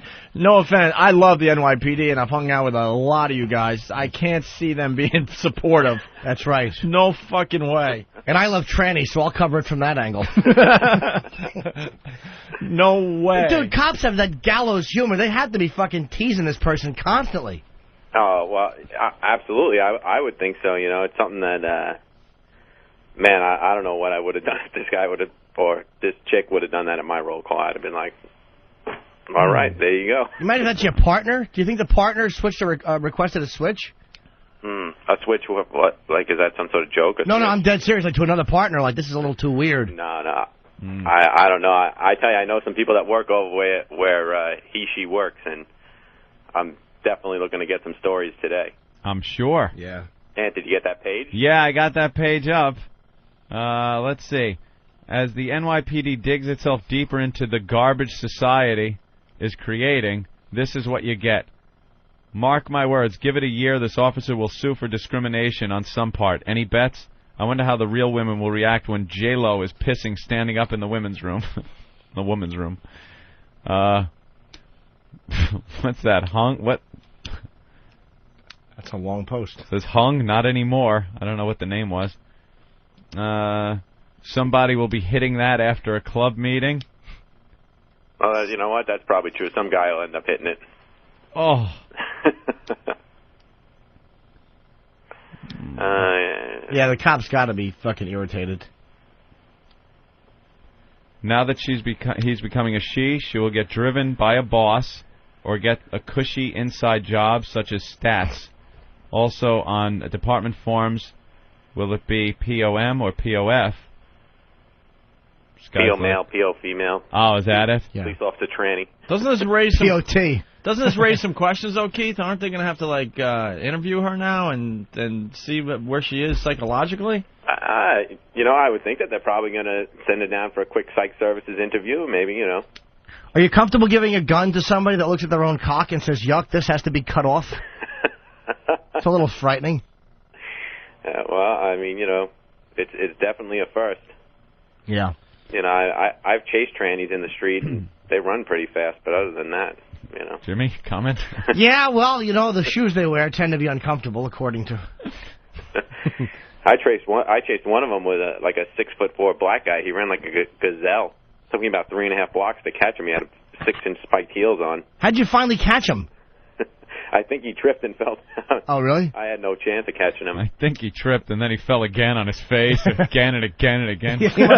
He probably fell about 30 times, didn't he? Yeah. When I finally did end up getting the guy cuffed, I turned around, and there was a cop car from one of the task forces just sitting there laughing hysterical at me. It's just, yeah, funny. They're in the car chasing me, chasing this tranny.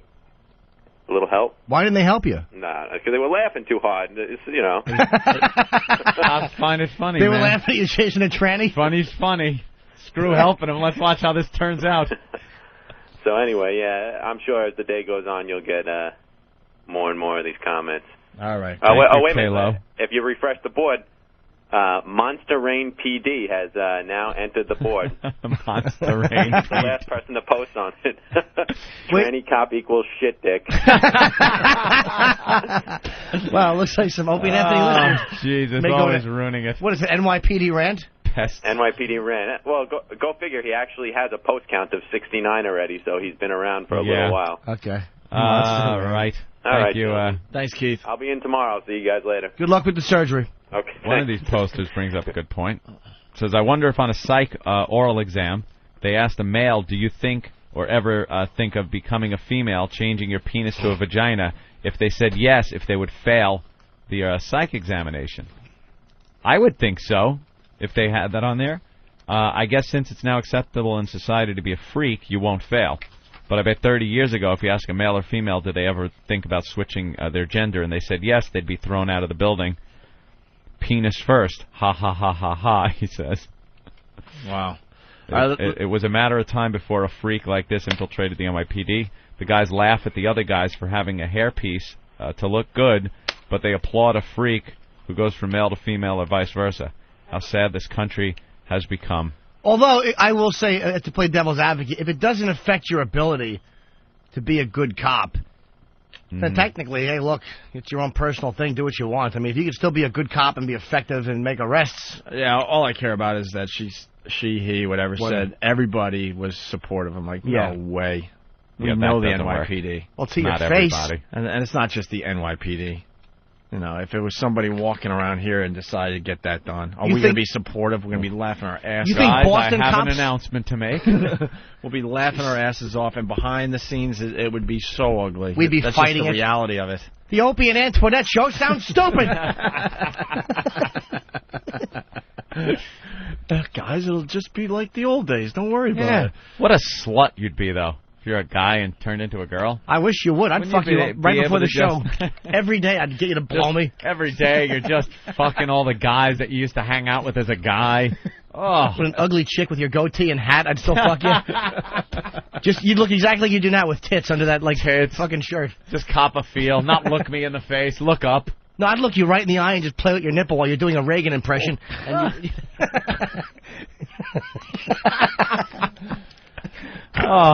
Fuck you now. I'm not fucking you. Jesus. That would be funny if you gave ass to everyone in the studio but me. Come on, dude, what the fuck? Oh, how bad would that make you feel? Tommy. The guy around that works with you gets a sex change, he's fucking everybody else but not you. The phones have exploded, guys. You think Boston cops aren't laughing at the NYPD right now? Of course they are. Tommy. Yeah. O&A. Hey, Tommy. Hey, man. What's up, guys? Hey. What's up? Little Jim. Hey, Tom. A couple years ago, 10, 12 years ago, a friend of mine's brother got out on 3/4, and he got the change done. You know, he wasn't a bad guy, bro, but it was just weird, man. Brother, you had to start calling him by his female name and everything. Hello? Yeah, could June have picked a shittier girl's name? Yeah, well, Marla. June. You went from real hot. Marla, his name was. What? Marla. Marla. Oh, that's what was Marla. What was his original name? Yeah, sorry. Blew his father's mind. Because, you know, he went in, he told his father, you know, don't call me Mike no more. Now you got to start calling me Marla. Mike, Marla. My God. Marla. The first thing his father said was, all right, Mike. He just stuck to it, you know, but he had the tits and everything. I would just say, look, I'm writing Mike on the suicide note. Yeah. Not writing Marla. He wasn't a bad dude, but he was an ugly motherfucker as a guy, though. So he didn't, in a sundress and panties and nail polish didn't really help him. Well, there is a comedian that made the full switch. Really? Rick. I don't know if I could say his last name. I guess so. Delgado? No, Rick Delgado. We're talking about comedians. Yeah, you idiot. No, he just peeled it back. No, Rick Scotty, I believe, went through the full transformation. Yeah, I guess it's not a thing. It's not a secret. It is what it is. What was the girl name? Don't know. I haven't. Last time I worked with him was in a place called Georgine's in Pennsylvania 8 years ago. Yeah. I've heard that he made a full transformation. Was he cute? No, not really. I mean, to my knowledge, he was a little bit of an older gentleman. Oh. It wasn't bad. It just that it was weird. You know, you knew the guy. He's his older brother. We knew him our whole life. You know, he dated ugly chicks all the time and stuff. It was just weird when it happened. You know, freaked out my friend more than anything. And it's even weirder when they are older and they do it. Yeah, if you're going to do it young. Yeah, if you're going to do it, try to be a hot, young piece of ass instead of like an old lady. Like an old woman. You got to go see your dad. Like, is no good. You've always known your dad as your dad. You think I can picture my father right now coming to me one day with that? I would just hit him. Yeah, imagine that's worse than a kid. And say, look, Dad, just tough it out. That's worse than the kid coming to the father and saying, look, I want to become a woman.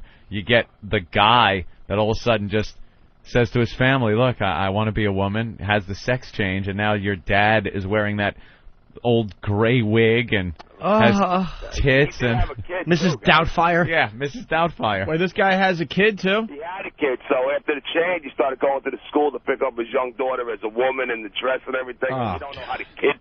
They're older. The kid's probably like 14 now, but it had to be a trip for the kid too. You know, all of a sudden your dad's picking you up, then all of a sudden your dad is picking you up. And, it was real weird. And these people always find like the worst dresses to wear. Yeah, well, I can't dress. There's one that walks around on the Upper West Side. I'm like, yeah, silly goose. Can't you get something a little better if you're going to walk around like a woman? Not a lot of Ralph Lauren dresses. No.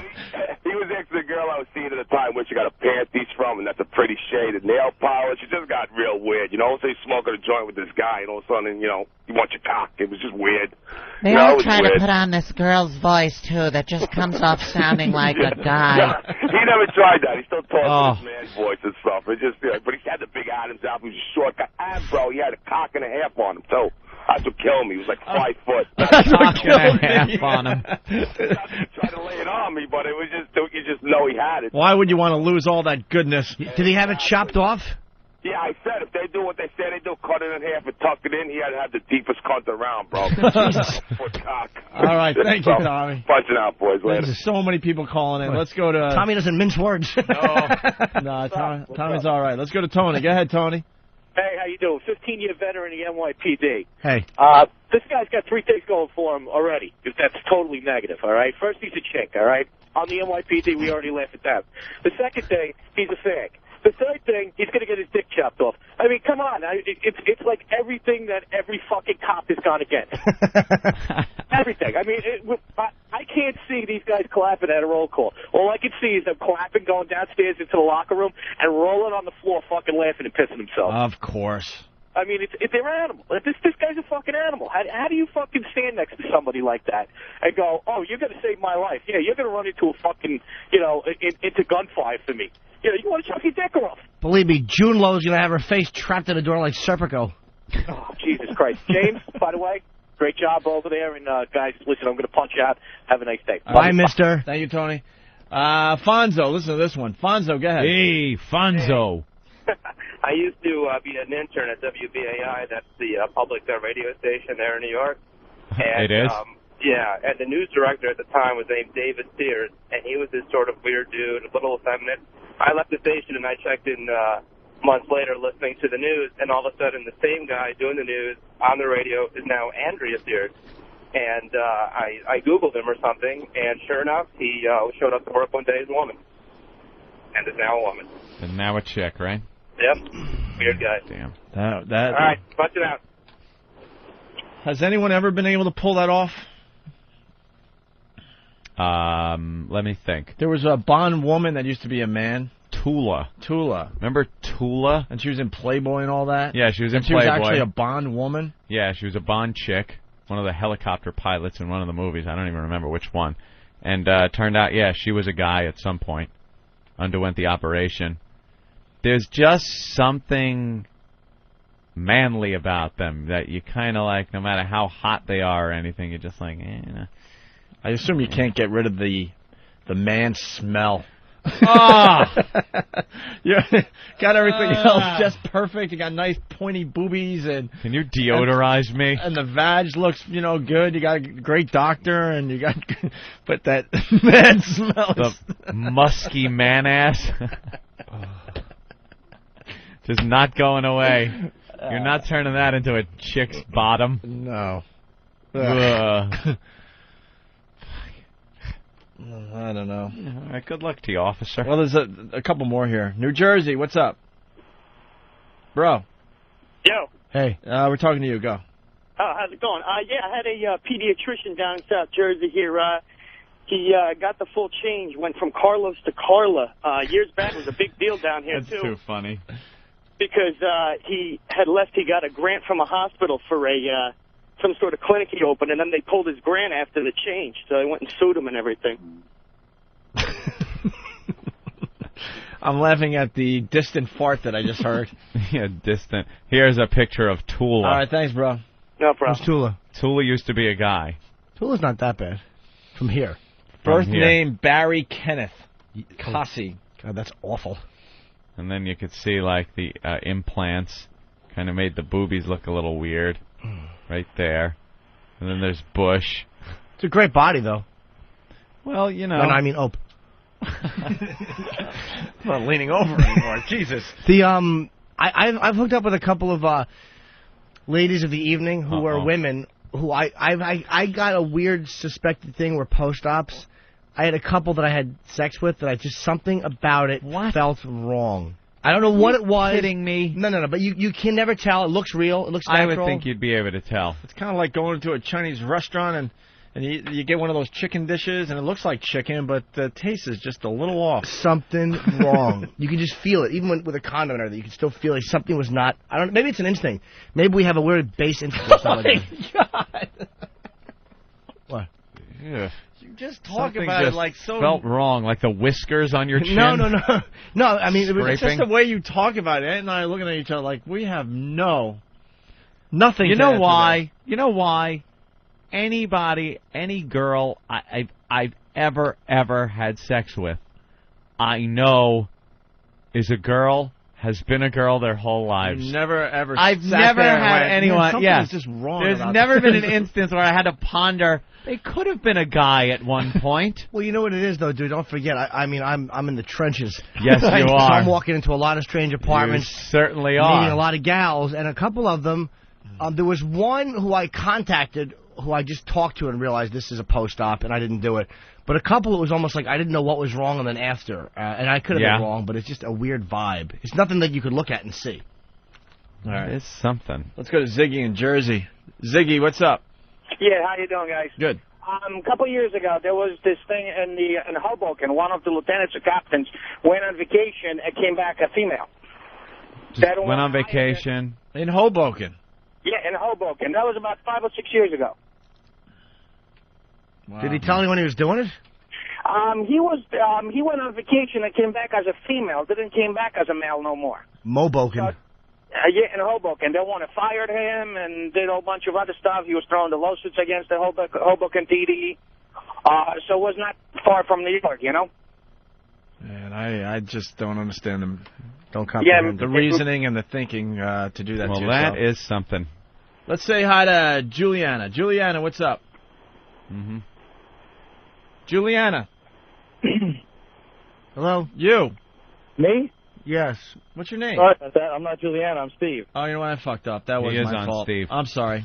Go ahead, So Steve. maybe you had a sex change. That scared me a little bit. What's going on, Steve? Sorry, Steve. Go ahead. While Jimmy never ceases to amaze me, I'd be really terrified to share a cup of coffee with him. No, but I'm not saying there was anything that tipped me off. I just, like, in a hindsight thing, there was something off and I couldn't put my finger in it. I just do it, but it was just something. What I was calling about is that if I were Anthony, I'd be a little bit weirded out being in the bathroom with James because these fantasies are flowing off of his tongue a little bit too quickly about Oh, I'm not having a sex change. So I have nothing to worry about. Take care, guys. All right, now we'll go to Juliana. Juliana. Hi, how you guys doing today? Pretty good. Yeah, well, no, I had a friend of mine. He showed up at my house one time. I didn't know he was in drag, and I mean, he looked good, you know. But we went to a drag queen contest in Florida, and you know, I was trying to suggest to these guys, you know, you need to lower the boobs a little bit, not have them so high up on your chest. They lost their freaking minds. Guys that are drag queens, all this stuff, but I mean, to me, like, whatever you do, but if you want to have your dick cut off, like, there's something so basely human and wrong with that, and it's just completely against nature. And I'm not saying that they're shitheads, but I mean, people that really want to do that, it's like, what is going on internally that you want to have your dick removed?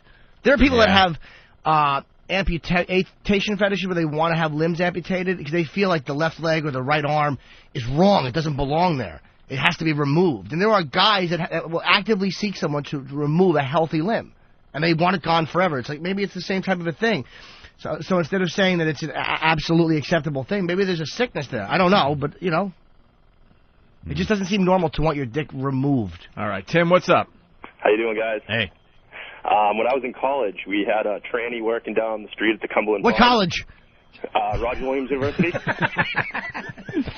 And we used to call her Uncle Rachel because she was about 6'4" and 250 pounds. Uncle Rachel. And would wear mini skirts. And it was pretty nasty with her big thick legs sticking out of the bottom of the mini skirts. And she'd try to act all dainty and try to talk all soft. And she'd go to hand you your change. She'd go, "Here's your change." And everybody would just kind of guide the hand away from hers and let her put the change on the counter. All right. Thank you, Tim. Bye. No problem. Let's go to Tony in Virginia. Tony. Hey, guy, that music that you play from the beginning of The Shining, that Yeah. was done by Walter Carlos, now Wendy Carlos. Yeah, I was just looking at that I had on no Internet idea. Movie Have you seen Database. a picture of her? She looks horrific. Wendy Carlos used They to got be a picture of Walter her on the site. Carlos She looks awful. and scored The Shining. Oh, wow. Yeah, and decided, to become a woman. Hey, is that no the way same? you can't tell. Wait a minute, the person that did the music from Clockwork Orange. Yep, that was Walter Carlos. Oh, same person. Okay. Yeah, Before the dick came off. I heard that was a switch. Okay, so it's the same person. Kubrick must have loved using this person. Looks terrible. Doesn't matter. Great music. Yeah, definitely. I got a bunch of You can albums. cut my dick off if I could do soundtracks like that. Am I right or wrong, guys? Huh? Seriously. Let's say hi to Joey Diaz, a new friend of the show. Joey, what's up? Want to buddy? cut your What's dick happening? off, Doc? First of all, Mom says I'm not supposed to. Is this You Joey, there? Joey, our friend Joey, comic? Yeah, what's up, Joey? What's happening, baby? Hey, man. I seen you on the couch of the Tonight Show. You were a fucking animal. You understand me? Oh, thanks, man. I laughed my ass off. I'm in Dallas, and I get no Jim Norton stories down here. I'm ready to fucking mug a transvestite. You understand me? What's going on down there? Nothing. I'm at the Improv, but I figured I'd come down here and get a good Jim Norton story. I didn't do anything when I was down there, dude. I just kind of hung out. It was a very slow week. I didn't get laid. I didn't hook up at all. No fucking hookers, no nothing? Dude, I wanted to go. I heard down there in Dallas, someone said, I think Pugs told me that there was you know, they have all those like brothels. Some pimp broke into a brothel down there, shot the guy at the desk, then killed the hooker who used to work for him and killed her John. So I've always been afraid of going into those places. Then fuck it. No word. Last time I was here, I mugged a stripper, though. They were all looking forward to you coming. No, I'm ready. I'm down here. I'm looking forward to fucking seeing you in New York, man. But you were great, and I was listening to the show. You were killing me today. Oh, with thanks. these transvestites, a cop who wants to cut his dick off. I don't get it either, bro. You can't be a cop if you cut your dick off. You can be, but just how effective? Yeah, it No, makes... you can't. If you got a dick, you can't shoot nobody. You're walking around confused. Yeah. It's like drinking fucking vodka and that shit, that fucking energy drink. Red Bull. Red Bull. Yeah, possible. You know? But that's it. I'm just checking in, baby. Saying hello to the boys. All right, Joey, we'll see you next time you're in New York. Thank you, my man. Bye, Angel. There goes Joey Diaz playing the Improv down there in Dallas this weekend. You funny bastard, man. The Addison Improv. All right. Want to take a break? Yeah, you want a shoulder rub? Ooh, that'd be nice. Making everyone uncomfortable. Why? The fuck? I was hoping for an applause. Hello? Hey, cigars and scotch. Hey, oh, what's up, man? Is a baby around you? Yeah, I'm a stay-at-home mom. Oh. Is that what you do? You just like change the baby and do those great Photoshops all day? Yeah. I know. I've seen some sick shit this guy's done. You're an animal, dude. We love your stuff. Thanks. When I worked in Kings County Hospital, we had a transvestite resident. Oh, yeah? A surgical resident. So we were level 1 trauma. So people would get into an accident, wake up in the ICU, and we had this thing called Melanie. Looked like Barney Rubble in a dress with red hair. Jesus. Horrific. Yeah, some of them are really atrocious. And then once in a while, you got a double take. Like, holy Christ. I heard in Rio, I was so paranoid in Rio de Janeiro about trannies, because that's like the capital of the world for operations. There was a lot of girls I didn't hook up with because I like, that's too risky. And Patrice told me, you're nuts. I'm like, I don't know. I don't trust it. So I think I made the right move. Yeah, there was no mistaking this one, though. Oof. All right, thank you, bro. Bye, sweetie. Bye, baby. Why is Ben Stein hanging out with the president? Well, he was a Nixon speechwriter. I mean... He stinks. I like Benny. Oh, hate him. I know. We fucking bastard. Hate him. All right, why don't we take a break and we'll continue with the Opie and Anthony program. There is nothing quite like a Cuban cigar. Right, Ramon? The rich texture, the full flavor, so relaxing. Oh, fiddlesticks. No ashtray. Ramon, open your mouth.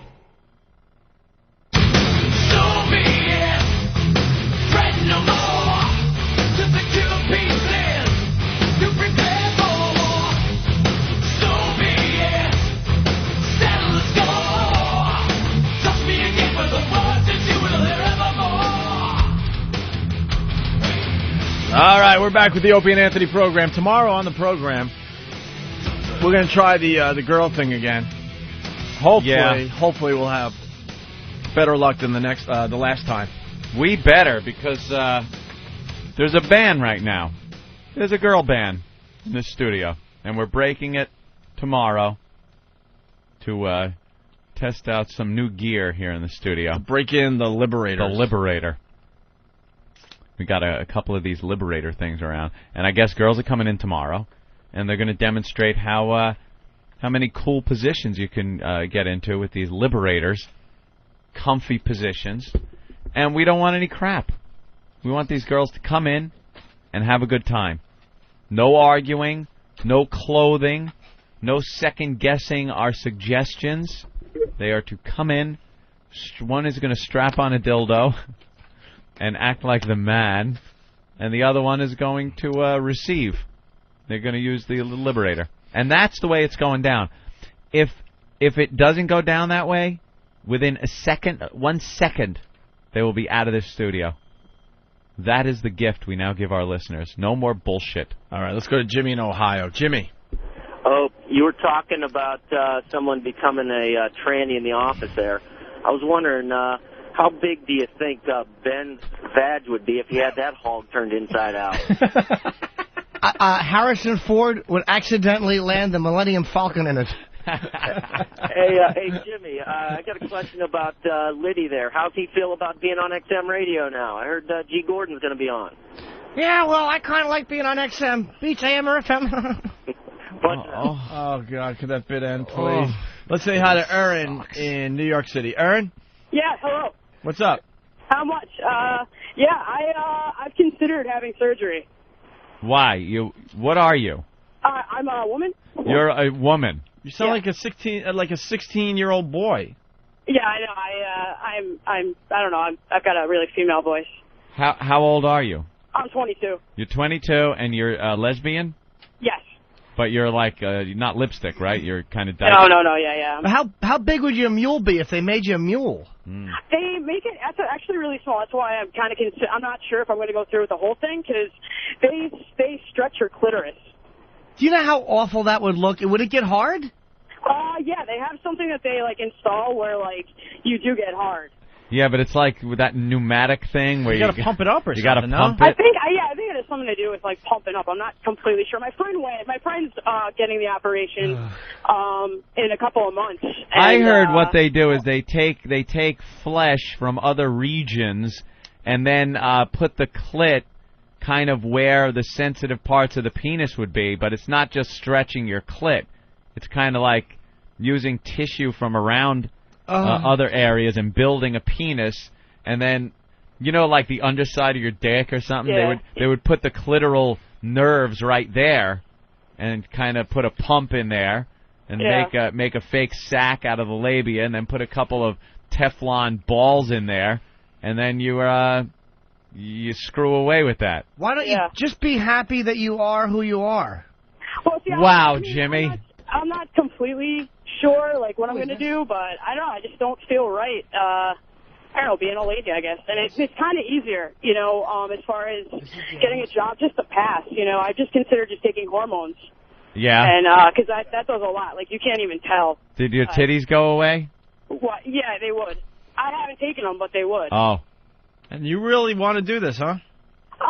I'm not completely sure, but I'm looking into it. I mean, obviously my family wouldn't be too cool with it, so I don't know. You like girls, though? You like being with women? Yeah, I do. And you ever been with a guy? No, I've never been with a guy. Never?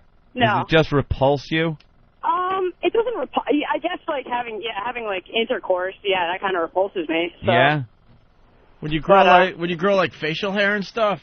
You can, yeah. They all do. Any of the women that go to be men, they take the hormones, and they always grow the beard and mustache thing, just to look at me. Someone's bringing up a good point on line one. Tom in Jersey says if you add a dick to yourself, the dykes won't want you. Is that true?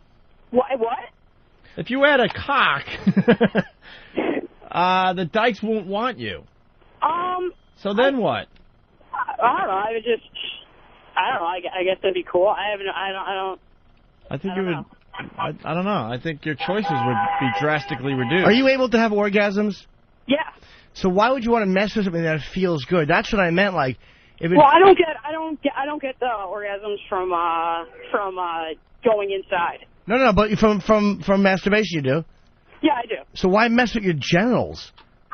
That's the thing. I'm not even completely sure that I would go all the way, just because that part kind of scares me. Oh, my God. But I would, my circle's pretty, if I came out to my friends and said I was transgender and said, I want to do this, but not all the way, they'd be cool with it. And there's, a lot of girls that are just into that, I say just eat as much pussy as you can and masturbate. What's wrong with that?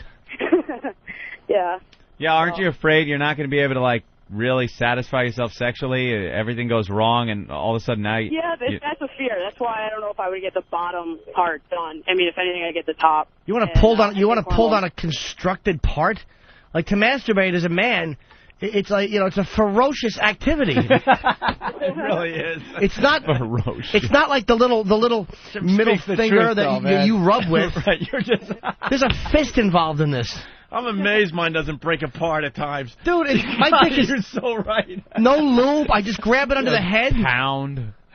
Just whacking and stretching. It's horrendous. And you'll stick it in in between cushion. You just like if you would pound your fist on a table. Yeah. It's that type of violence.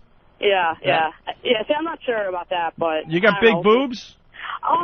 They're like C36s. 36C's, nice. How about How about your? Not to be personal. How about your vag? Is it big or small? It's big. Really? Yeah, it is. Really? Yeah, it's roomy. How big? Like puffy? Well, yeah, it's like it's pretty big. Like, I mean, it's like bigger than other girls that I've seen. So. Are you a big girl? Oh, yeah, I am. Yeah, I can tell. Can I see a picture of it? No, because you guys make fun of me. No, I won't. I actually want to see a picture of your vag because if you email it to me, I know somebody at Johns Hopkins who does this kind of surgery, and I would give you honest feedback. I promise not to whack my bag looking at your vag picture. From a picture. I like that. Yeah, so. What can you do with this? Yeah. All right, so. I only learned that from Charleston Labs. There are 3 major centers for sexual reassignment. Johns Hopkins, and I can't remember the other ones. All right, Aaron. Good luck becoming a man, I guess. All right. Any other Let questions? us know when you're Eric. Yeah, bye, Aaron. Because she's going to change her name to Eric, I bet. All right. Bye. Speaking of Erin, my ex-girlfriend calls me while we're on the air, and then I try to call her back, and she doesn't pick her up. Yeah, she doesn't pick the phone up. She's riding around. She loved the ice cream child molesting bit. Doesn't she realize what time it is and that you're working? Yes. She's out of her mind. She's a kook. Let's go to John in Modesto. John? Hey, yeah. Hey, when I was in the Navy, I was stationed in the military police back in Naples, and you get the gator freighters with all these friggin' jarheads pulling into port, and they go down there picking up the trannies. So we go down there and patrol, friggin' watching out for this crap. And we had this one tranny flag us down, just bullshitting with it, and drops the dress, brags about going to Florida, getting everything hacked off, and you couldn't tell it was a friggin' dude. And no one-bagger, no beer, straight up sober. It's like, holy shit. And then you get the ones where the one tranny friggin' shot the jarhead when he did a reach-around, found something he wasn't looking for. Friggin' got hit in the leg with a .22. Funny as hell. Wait, who got shot? A jarhead, Marine. Why'd the Marine get shot? Well, he reached around and he found a cock on the chick. Didn't know that was there. He gets pissed and then starts beating on her. So she pulls out a little .22 and shoots him in the calf. Oh. That was kind of funny. At least she didn't kill him. You start out during the day, you get the trannies that don't have anything done. It's just a dude in a friggin' dress. And then later on, you get the ones with the chicks with dicks. And we go patrol and they pick us out of the crowd while we're driving around in uniform. And they'd open up their dress. They're there in a nightie winging their friggin' dick at you. It was funny as hell. Yeah, that's really awful. What streets? No, I mean, I want to avoid those streets. All right, thanks. Let's say hi to Chris the trucker. Chris? Hey, how you doing? Hey, Chris. Hey, first off, love you guys. Jim, you're a goddamn good comedian. I respect you. Thank you, mister. Anyway, this girl I was dating back in high school, Melissa, I popped her cherry when she was 16. I was 17. I wound up playing football at Kansas State. She's going to UCLA. I was about 22 at the time when I found out that she had turned into a man. She's now Michael. I could take these calls all day. It's just so weird. Dude, you want to talk about insecurities? Oh, my God. I was fucking anything with a cunt, dude. I was absolutely sticking my dick wherever it would go. You turned your chick into a man. So what? Just because you're so awful in bed, they change genders? I mean, that's not a big deal. I never want another cock in me. It was just that my cock was so wonderful for her that she couldn't stand to not have one of her own, I guess. Either that... I'm telling myself when I'm drunk. Well, tell yourself this. You were so awful at it. She's like, Jesus, I can do this. All right, Chris, thanks. This guy has a question for Professor Anthony. Timmy in Wisconsin. Hey, what's happening? Hey. Opie and Anthony. What up, Timmy? Hey, Blinky, how you doing? Good. I got a question for Professor Anthony. Yes, I'll see if I can help you. Well, I'm wondering if a chick becomes a man, will she ever period out of her dick hole? Of course not, sir. In order to have a period, a woman needs ovaries and a uterus. Of course not. Thanks a lot. Yes, they installed those. That helped you out?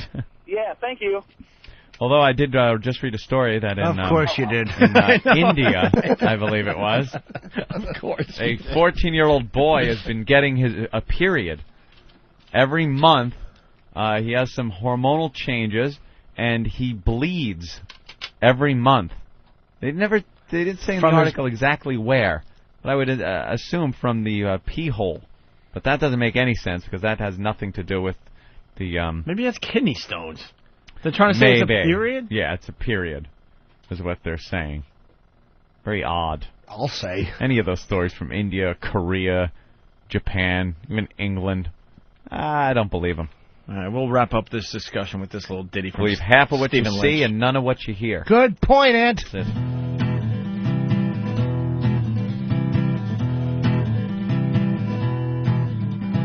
She's part girl, she's part boy. She's got parts everyone can enjoy. She's got more, she's got less. She's got her manhood tucked in her dress, yeah.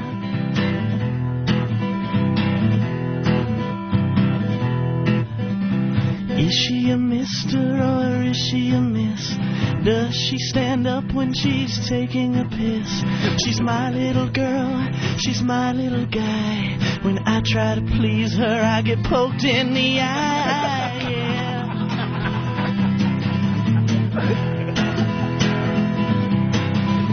She wears lace and she wears flannel. She watches football and the Lifetime channel. What's that bulge under her nightie? It's just my hermaphrodite, yeah.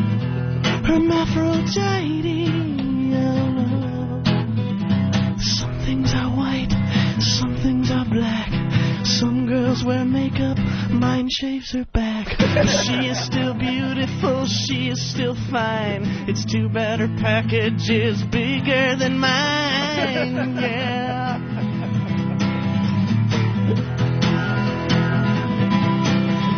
She looks like Cher, but she's built like Sonny. She loves Brad Pitt and finds the Three Stooges funny. Who's that girl with the grip so mighty? It's just my hermaphrodite, yeah. Hermaphrodite, hermaphrodite, hermaphrodite.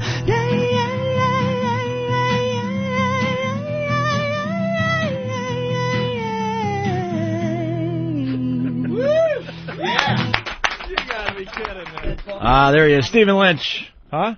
Get off the Liberator, Jimmy. Yeah, Jim. What? Oh, you guys are still... I thought we were taking a break. You smell like gas I cut? Fuck. Right. We go to take a break, and Jimmy reclined on the Liberator. That's right. He goes, Ben, come over here. I want to try out a few positions. Try number 47. With Ben's cock, I did positions 11 through 38 at once. It's funny. Ben's cock will liberate you from your innards. All right. You want to try this maximum exposure? We did talk about this down the road. Yeah. Or a while ago. Jimmy's phone's ringing like crazy. Jimmy, who's that? Hold on. This is my ex-girlfriend. No. Oh, Aaron? Yeah. She's like, I'm on the air. She's like, you are? Well, you were listening to the show. You know when you work? You got the strangest relationship with your ex. I know. It's really strange. I know. All right. She's an odd girl. She's a very odd girl, but we love her. Seth Enslow's aiming to break the world record for bike jumping. In Apple Valley, California, he's trying to practice jump at 230 feet. He hits the throttle. Looking good. Ooh, looking bad. Let's see it in slow-mo. They're screaming for an ambulance. He's like, looking bad. Let's see it in slow-mo. It's the most inappropriate voiceover for one of these shows ever. You got the other one, Real TV. That guy's all serious, you know. Here's a boating accident that almost claimed the life of its pilot. And this guy's like, whoa, this guy's out of control. Look at his head smashed on this tree. Ow, that had to hurt. When he hits the ground, he smashes the handlebars with his face. They shatter his goggles and his forehead crumbles. See? I'm glad you brought this to our attention. I haven't seen this guy yet. It's the worst. You never see him. It's only his voiceover. And it's the most horrific things. And, you know, if it's like a stunt guy, all right, that shit's, you know, you kind of expect that to happen. If you're a stunt man, you're going to screw up every so often. But they have things of just normal people or cops that are doing things, and, you know, they get shot, and it's like, this bad guy put a couple of pieces of lead in this officer. It's like, that's, you know. This is what we were getting at yesterday. Put it that way. Like the fire extinguisher guy? Oh, God. Watch the Schwoogie throw this fire extinguisher at this guy. This guy's going to be burning up in about 2 seconds. Ashland, New Hampshire. Jeremy Jaquith and Todd Randlett are way into snowmobiles. They're racing at 60 miles an hour down a stretch of slush and snow. Todd's in the lead, and Jeremy makes his move. Right into a telephone pole. Right into a telephone pole. What a prick. I'd watch this show. And say this guy's, they're talking about the Al-Zarqawi beheadings. This guy's about to get the haircut of a lifetime. He would do that. It's horrible. That's Aaron Dusek. He's going to sled down the steep, gravelly hill. No snow, no brakes, no brake.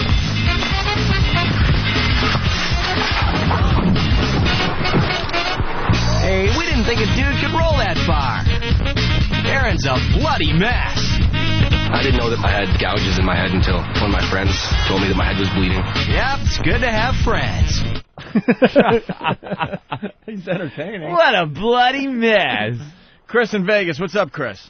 Hey, guys, you're missing out one of the best parts of this guy. He's always pointing out the sweet mullet. It's friggin' hilarious. Yeah, that is pretty good. He does point out mullets on people all the time. Yeah, unfortunately, they canceled the show. They're not making any more new episodes. But the guy cracks me up constantly. What was the name of it? Max The X, show? Maximum Exposure. Yeah, they just call it Max X. Yeah. They still do that Korean show? MXP. What is it called? It's MXP on the Spike Network. Yeah, but what's that Talk. mean again? Get on, Mike. Jesus. Yeah, no one can hear you. All I know is Who cares? He fell for it again.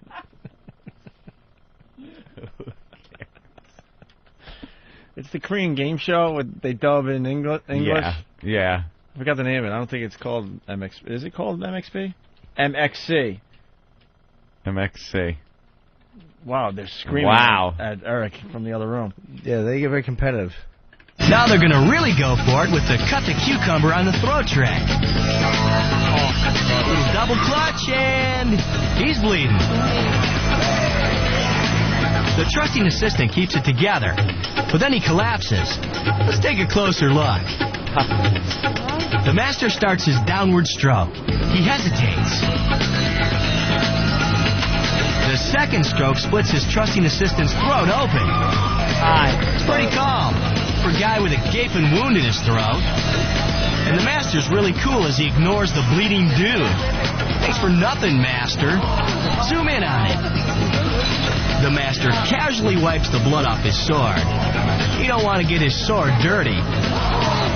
His trusting assistant's taking off to bleed somewhere else. I saw that one. Oh, hard to watch. The samurai guy? Put a cucumber on his assistant's neck. Yeah. And then takes a samurai sword and goes to slice the cucumber. And he did it and hit the throat. Holy crap. Did the guy die? No. Can we get video of that, like DVD? I'm sure it's somewhere online. But, yeah, they showed some pretty fucked up stuff on Max X. Where did you get that hat, the virus hat? That's great. A while ago. I want a virus shirt. You want to spread the virus T-shirt? Yes! Take a regular shirt and wipe your dick with it. Those Opie and Anthony Spread the Virus T-shirts sold very well. If you want one, you go to, I guess you email my brother, drduck@AOL.com. Did Ines ever get his? I think so, yeah. Yeah? Yeah. Dr. Duck, D-U-K. drduck@AOL.com. How many different ones are there? There's Spread the Virus. No, we got the Spread the Virus Opie and Anthony T-shirts. Then Two different ones. No, we got it. No, just the one shirt design so far. We're gonna come out with hats soon, I guess. And my brother's working on a pest shirt that's really funny. Pest? Yeah, with a real big nasty mosquito. The Opie and Anthony logo will be on the front with a nasty mosquito, and then on the back, instead of saying staff, it'll just say pest. Should be funny. Yes. And then Steve's got a shirt he's selling off FoundryMusic.com. The Chester shirt. What is that one again? Let's get him in here. Steve? Chester, very popular. Hey, Ant. Yeah. Music. For what? This? Steve. Yeah. What is with this pest shirt you're selling or whatever? No, it's not a pest shirt. Oh. Which one? Oh.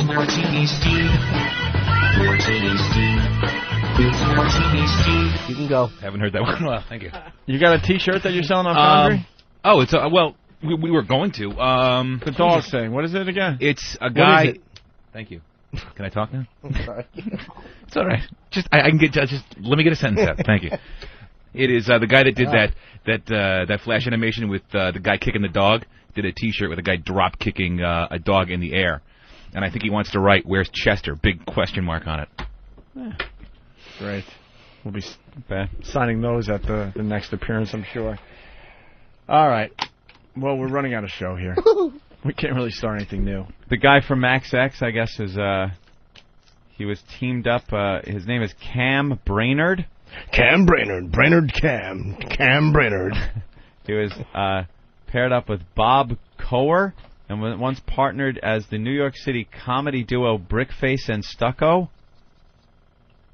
And one of their bits included performing a rock song parody in the guise of ultra-Orthodox Jews.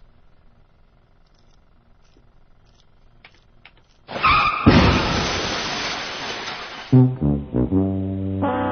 that didn't pan out. I thought maybe New York City comedy comedian, maybe Jimmy knew him. Never heard of him.